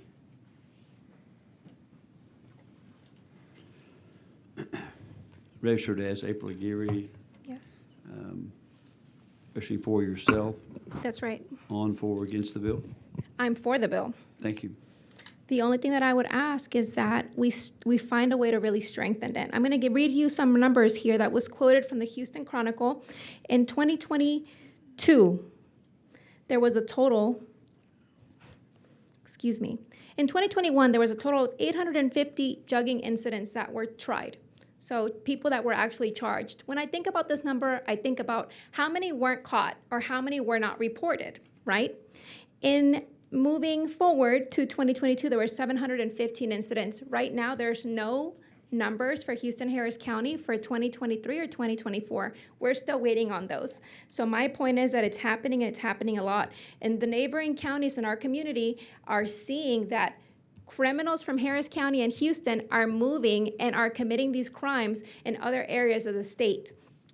I am just in disbelief that right now our penal code does not address this, and we are falling behind and not catching up with the way criminals are evolving. This is their job. They wake up, they find a way to victimize people.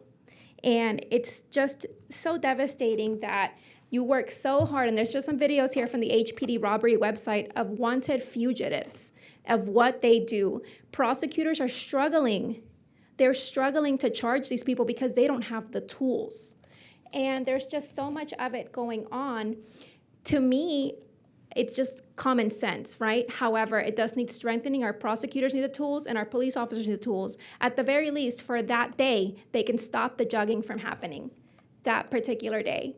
And there's a very sad incident where a lady was planning to go back to Vietnam after 20 years of working in this country. She pulled out money, and she was left paralyzed in the incident. Paralyzed. And I will pull up that video for you. It's one that I resonate with because I understand how hard people work for their money. She was dropped to the ground. This guy did not have a gun, but just his person, it was violent enough. And for moving forward, she is paralyzed. But I just want to bring it to your attention, the numbers are staggering. And I look forward to the 2023 and 2024 numbers to come out. I appreciate your time and working with Cook to strengthen this, and let's give them the tools they need so they can address this. Thank you very much. Thank you. Members, are there any questions for the witness? Thank you. Thank you. Thank you very much.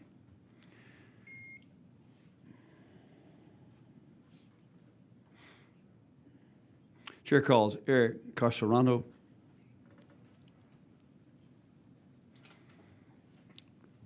You're registered, sir, as Eric Carcerano, Chambers County District Attorney, and self. Is this correct? Yes, sir. Thank you. And you're on for or against the bill? Testifying for the bill, Thank you. Mr. Chairman. Yes, sir, Mr. Chairman. I was initially going to get up and talk about law of parties, but my colleague, Ms. Allen, handled that very well. But I wanted to specifically address some of the concerns that Representative Little had concerning the definitions in the bill.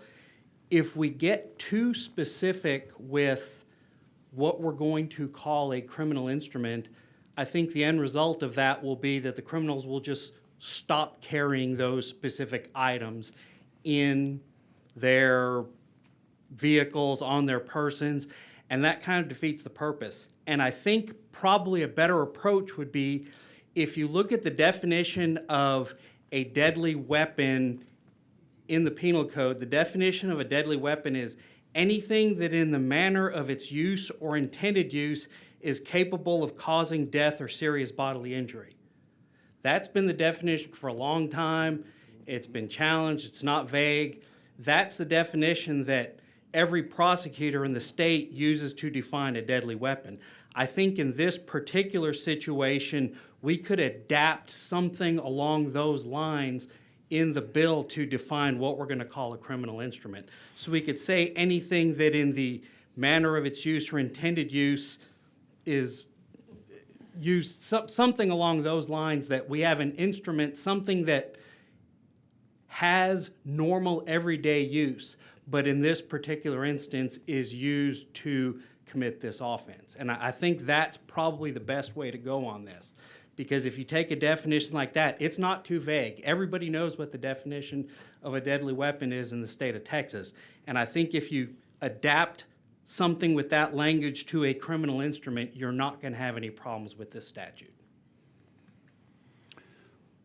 Thank you. Members, any questions for this witness? Just very briefly. Representative Money. Thank you, Chairman. The place where I'm struggling is hearing these other witnesses testify. In other cases, there was no deadly weapon. There's objects that were used to, there were zip ties, duct tape, glass breaker. None of those are deadly weapons. And so it's like almost going too far that direction, you don't capture all the people who are just going to pull somebody out of their car and beat the hell out of them. So tell me what to do. And I may have misstated what I was trying to get across in my. I don't think that we need to use the definition of a deadly weapon. My point is we need to take the language of the deadly weapon definition and adapt that language to criminal instruments. So we could say anything that in its manner, in the manner of its use or intended use, is used in committing the offense, something along those lines. And that we can figure out that language. But if you, in this particular instance, a deadly weapon, there was an article in the Texas Prosecutor a few years ago that kind of talked about frogs being deadly weapons. You can rub a frog on somebody and poison them and kill them. And that's obviously the far. But there are things in our everyday lives that we can use to hurt people with that are considered deadly weapons under the statute. Yeah. And I think that's where we need to go with this definition. I see your problem. I hope that the DAs who are going to be using the statute can figure out a way to make it constitutionally sound, because I look at that other definition, I just don't know what to do with it. And I think we're looking forward to working with Chair Cook to get this straightened out. If anybody will get it figured out, he will. Thank you, sir. Any other questions? Thank you. Members, any other questions for this witness?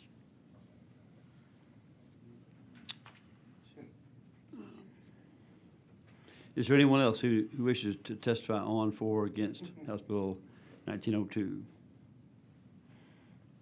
If not, the chair recognizes Chairman Cook to close on the bill. Thank you, Chairman. Appreciate the opportunity to lay out this bill. Appreciate the positive feedback. Good points being made here. I too struggled with that definition, Mitch, when I received it as a suggestion.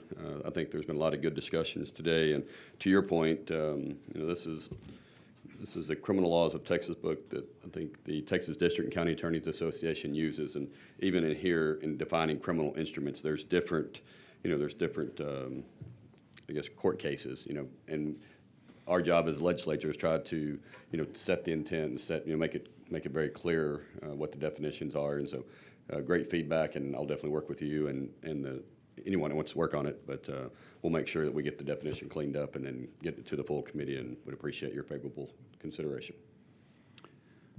And I close if there's no other questions. Thank you, Chair Cook. If there's no objection, the bill will be left pending.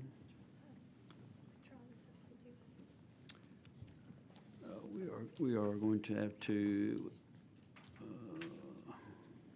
where is it? The committee substitute amendment is withdrawn. If there is no objection, the bill will be left pending. Thank you, Chairman. Thank you. The House Bill 1902 is left pending.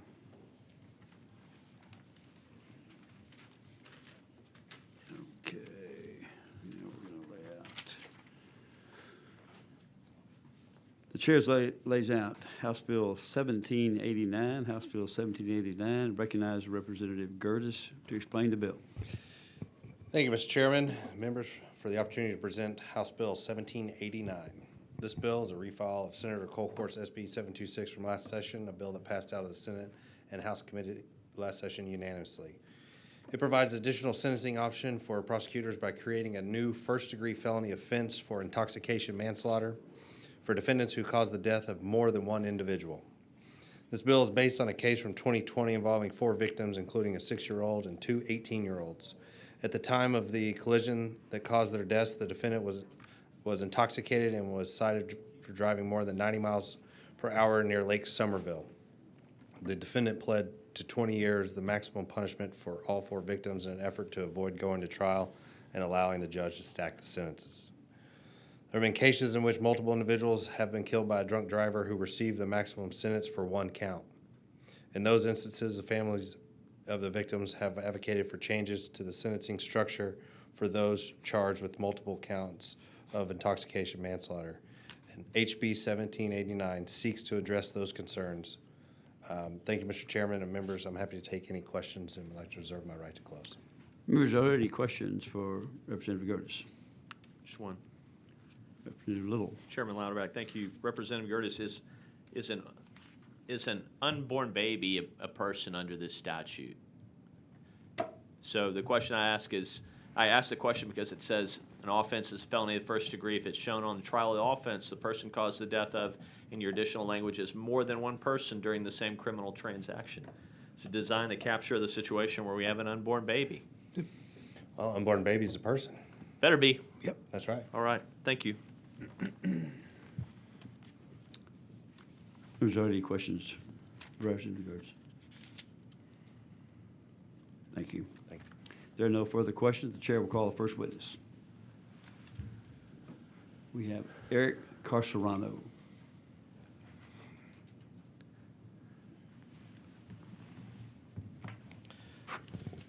Chambers County District Attorney, Mr. Eric Carcerano, and self. Yes, sir. Thank you, sir. Testifying on, for, or against? Testifying in favor. Thank you. Thank you, Mr. Chairman, members of the committee.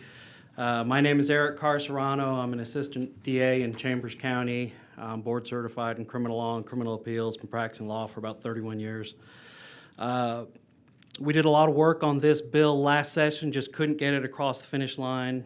The companion was heard in the Senate this week and has already been referred to local in consent.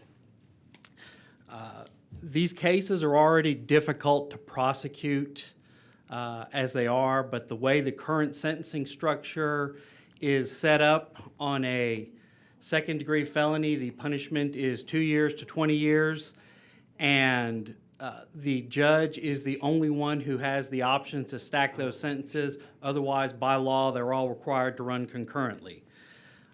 This bill gives the prosecutors another sentencing option where you have cases where there is more than one fatality. Sadly, we have more of these cases than we care to talk about in Chambers County because we have this long and windy road that goes from the interstate to the beach, and it's dark at night, and that's where all of our accidents occur. We had an accident about 3 years ago where, same thing, we had 2 fatalities come from an accident.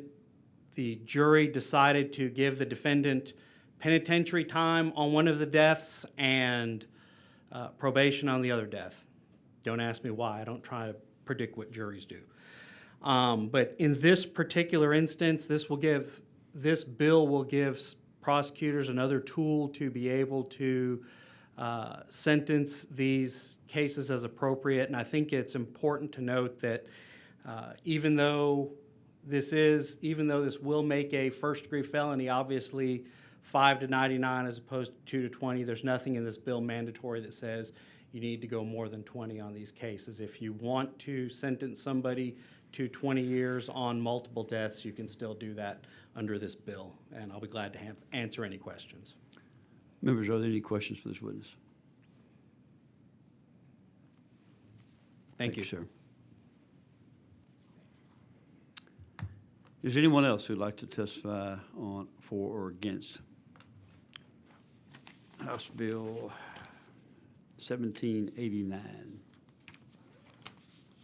If not, the chair recognizes Representative Gertis to close on the bill. Thank you, members. And if there's no more questions, I close. Okay. Thank you, Representative Gertis. If there's no objection, the bill will be left pending. Thank you.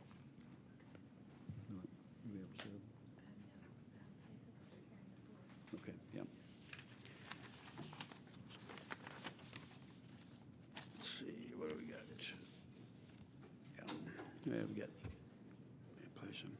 The chair lays out House Bill 1713, House Bill 1713, and recognizes Representative Placer to explain the bill.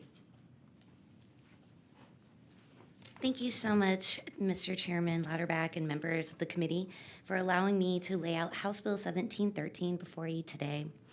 House Bill 1713 establishes stronger protections against EV charger tampering, safeguarding critical infrastructure and ensuring Texas driving electric vehicles can do so confidently, even at far-from-home charging stations. According to the Texas Department of Transportation, Texas has more than 300,000 registered electric vehicles and 4,300 public charging stations. As EV adoption grows, more Texans will rely on accessibility and secure charging network. However, tampering with EV chargers is a growing problem nationwide. EV charging stations across the country are being deliberately damaged or vandalized. Charging tampering not only results in costly damages for both retailers and vehicle owners, but also creates a public safety risk. These stations deliver high voltage electricity, and improper interference can lead to fires, electrical failures, and even electrocution. Sorry. By classifying EV charger tampering as a third-degree felony, this bill creates a strong deterrent against such actions, ensuring that safety and reliability of Texas's charging infrastructure. This bill creates a public safety precautions for a pioneering industry, and Texas has the opportunity to lead the nation in securing this critical infrastructure. House Bill 1713 provides security for EV users, protects businesses from financial loss, and protects further investment in the state's growing EV industry. Thank you so much for your attention today. I do have some witnesses here that can further elaborate on what their experiences have been with this type of tampering, and I'm happy to answer any questions you guys might have and reserve the right to close. Thank you. Members, are there any questions for Representative Placer? No? Okay. Thank you. Thank you. Chair calls David D'Angelo.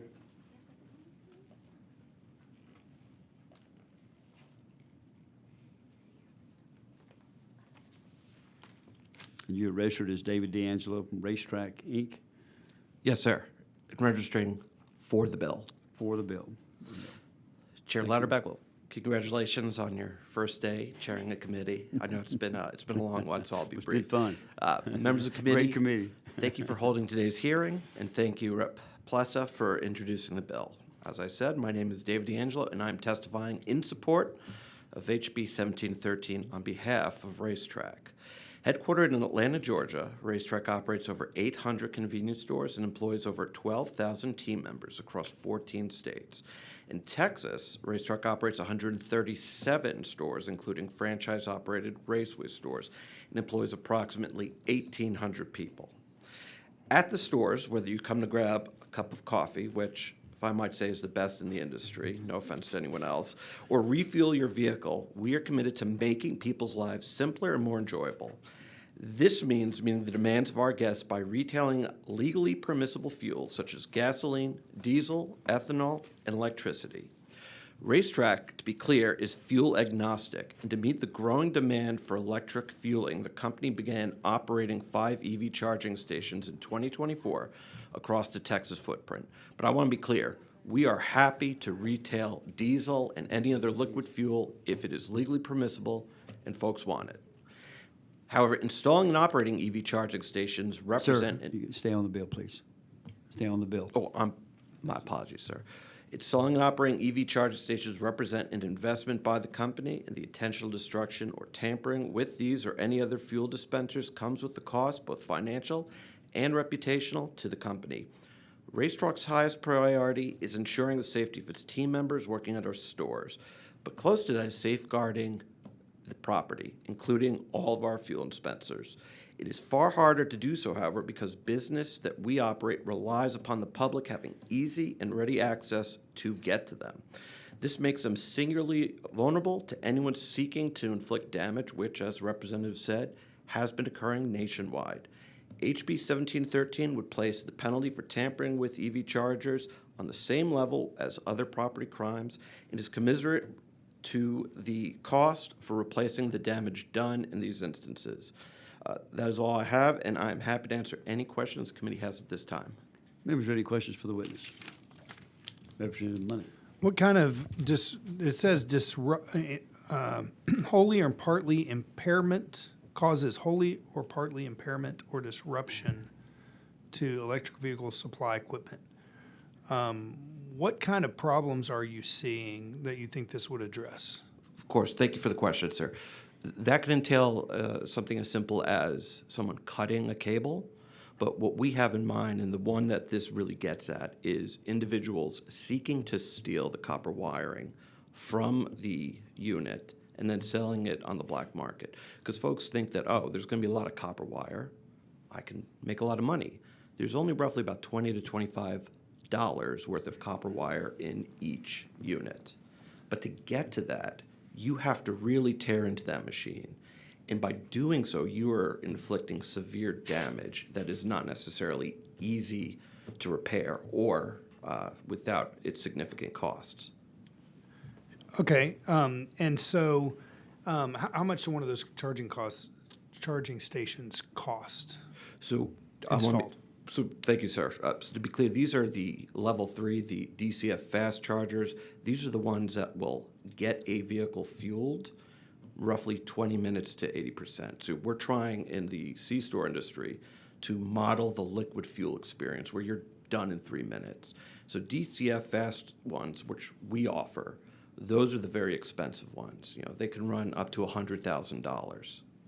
Okay, so if someone destroys that, like we're talking about, that would already be a felony of the third degree, because the amount of the pecuniary loss is 30,000 or more, but less than 150,000.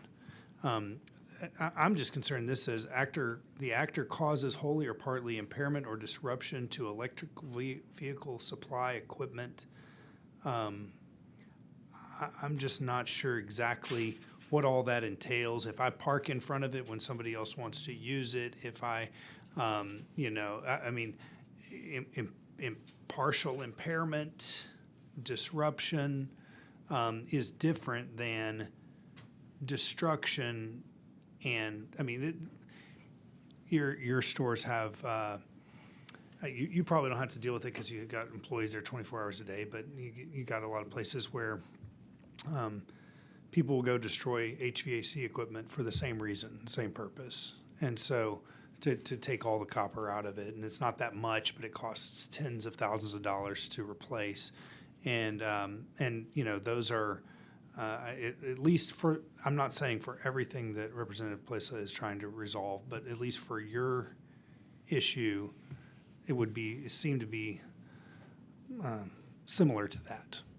And though that should already be handled with,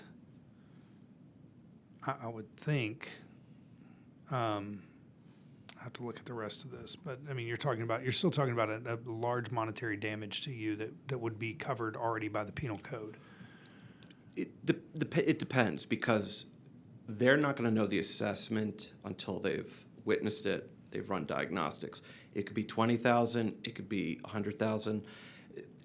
This is modeled very closely after previous bills and current bills by Chair Leach and in the Senate by Senator Betancourt for liquid fuel pumps, which we also support. So that language is exactly similar to that. And I would have thought several years ago that there is no need for this type of law, but apparently there is. And like I said, we support it. And EV charging equipment is far more expensive to replace than a fuel pump. But to your Sir, you have to stay on this bill, no other bills. Apologies, Chairman. To your point, sir, this is envisioning the, intentional destruction of the property, not necessarily parking in a space. Okay, thank you. Members, are there any other questions for this witness? Thank you, sir. Thank you, Chairman. Chair calls Jill Warren.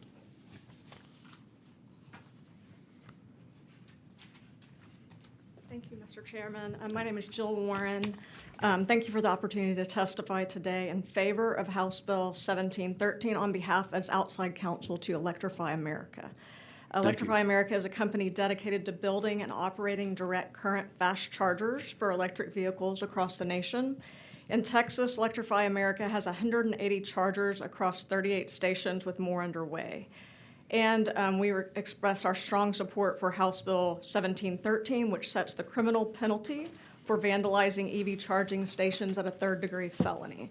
Vandalism, specifically cable cutting, has become a persistent and costly problem for our network. Individuals cut and steal charging cables, likely for their scrap metal value, and the damage creates disproportionately negative impacts on the infrastructure and the emerging industry's economics. A single act of vandalism can cost between $200,000 and $10,000, and replacement parts are not often readily available. These criminal acts disrupt the station's operations, frustrate drivers, and erode public confidence in the infrastructure. The organized crime element often returns to the scene within 24 to 48 hours after repair because the prosecution deterrent is not there. Direct current fast chargers are almost always co-located with retailers who benefit from the foot traffic induced by the charging station. When chargers are vandalized, these businesses lose their customers and are burdened with the poor optics of having inoperable infrastructure in their parking facilities. The EV charging industry has worked with retailers to curb vandalism by increasing lighting, installing security cameras, but these measures alone are not enough. Stronger penalties are necessary to protect companies' investments in Texas and to ensure that this infrastructure remains in a good state of repair. This criminal penalty, to answer Mr. Money's question, mirrors those for retail motor fuel pumps and electric vehicle charging stations found in Senate Bill 988 by Betancourt that passed the Senate last week 29-2 and was received in the House this week. It puts in parity tampering with power supply infrastructure that brings down an entire system. So the pecuniary loss might be a smaller amount, to answer your question, but the cascading effect of bringing down the infrastructure is what has caused power supply infrastructure, motor fuel pumps, and then now EV charging stations to be in the mix for that enhancement of a penalty. Can you give me I'm sorry. Go ahead. Oh, I just Thank had you. one sentence left, so go ahead. Have any questions for this witness? I apologize, Mr. Chairman. I'm used to being on city council where you just interrupt and ask whatever you want. Representative Money. Well, I'm an appellate lawyer, so I always try to wait for the judge. Yeah. What was the Senate bill number that you were talking It's about? 988. It just passed the Senate last week. It was a motor fuel pump bill by Betancourt, and Senator Huffman added the EV charging station language. We need to stay on this bill. Okay. And any reference to any other bills. That's my fault. That's I okay. apologize. Anyway, that is what we're trying to do is put fuel pumps, motor fuel pumps, and EV charging stations in parity in the law, and there's opportunities to do that in this bill and others in the legislature this session. In conclusion, passing this bill will take an important step toward deterring the criminal activity that's really impairing this infrastructure throughout the state and will only continue to grow and promote the organized crime element that's out there already. Understood. Thank you for your time today. If you have any questions. Members, are there any questions for this witness? No, thank you. Thank you.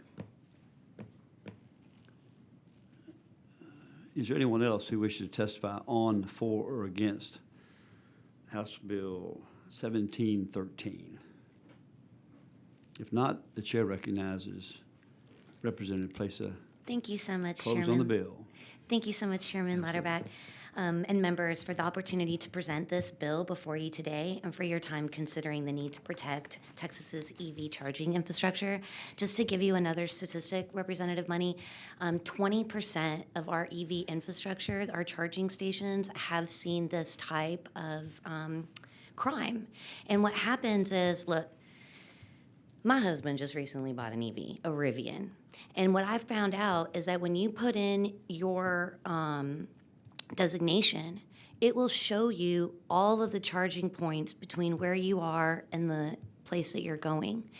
And if there's any interruption, right, if there's an EV charging point that's down or has been tampered with, it takes a while for them to come back up. So that's going to affect the travel time. It's going to affect how you get to your next location.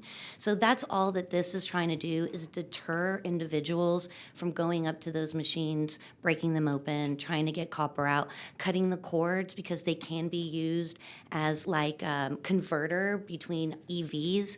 And so that's all this is trying to do, is bring our fuel and motor pumps to the same level as, or bring our EV pumps to the same level as our fuel and motor pumps. And with that, I'll take any questions and close. Thank you, Representative Plesa. You have questions? Thank you, Chairman and members. If there is no objection, the bill will be left pending.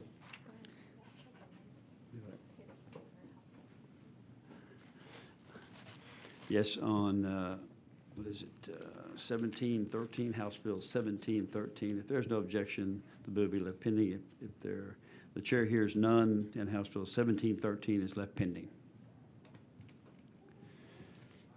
Okay, the chair lays out House Bill 2666 and recognizes Representative Riddell to explain the bill.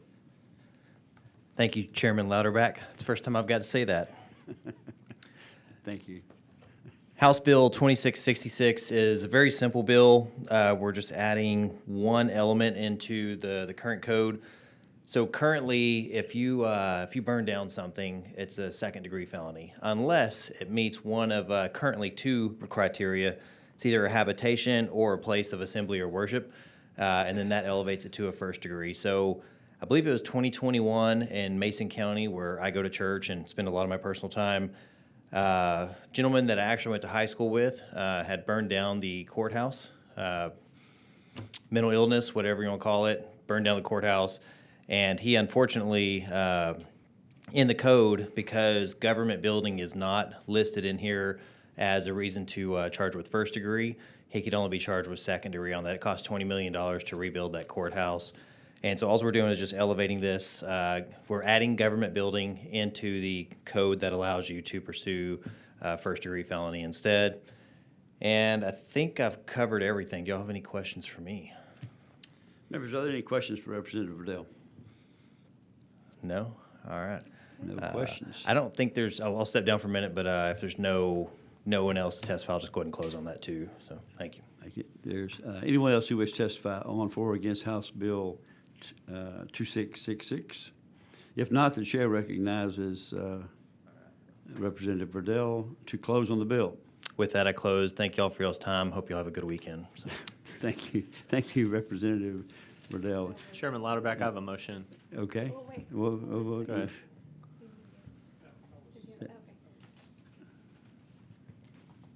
Chairman Lauterbach, I have a motion. Thank you, Representative Little. Put it on record. Yeah. I move in writing to a favor. Oh, we gotta go here. Okay. Following motion in writing by Representative Little. Do you want to read this? Did you leave it pending before you read the motion? If not, leave it pending and then you can do the motion. I'm sorry. We're trying not to go out of order. So leave House Bill 266 pending, and then you can make that motion. We're going to leave House Bill 2666 pending and entertain the motion. Was there any objection to leaving it pending? Yeah. Is there any offense for the motion impending? No objection. No objection. Okay. Hearing none, the motion. Hearing none, the bill is left pending. Hearing none, the bill is left pending. Oh, yeah, left pending. The following motion in writing by Representative Little.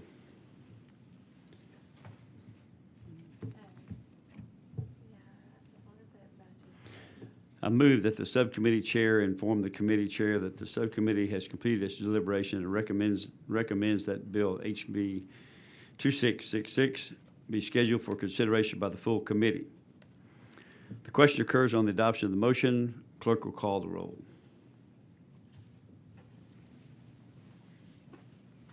Chair Lauterbach, Okay. Representative Bowers, Representative Little, Aye. Representative Money, Aye. Representative Moody. 3 present, 2 absent. There being 3 ayes, 2 absences, the motion prevails. All right. Thank y'all. Appreciate it. Thank you. Now, what you need to do, so, you need to read. So, you'll need to read this for 2695, and then you can adjourn. Members, for House Bill 2695, at the author's request, we will not be considering House Bill 2695 today.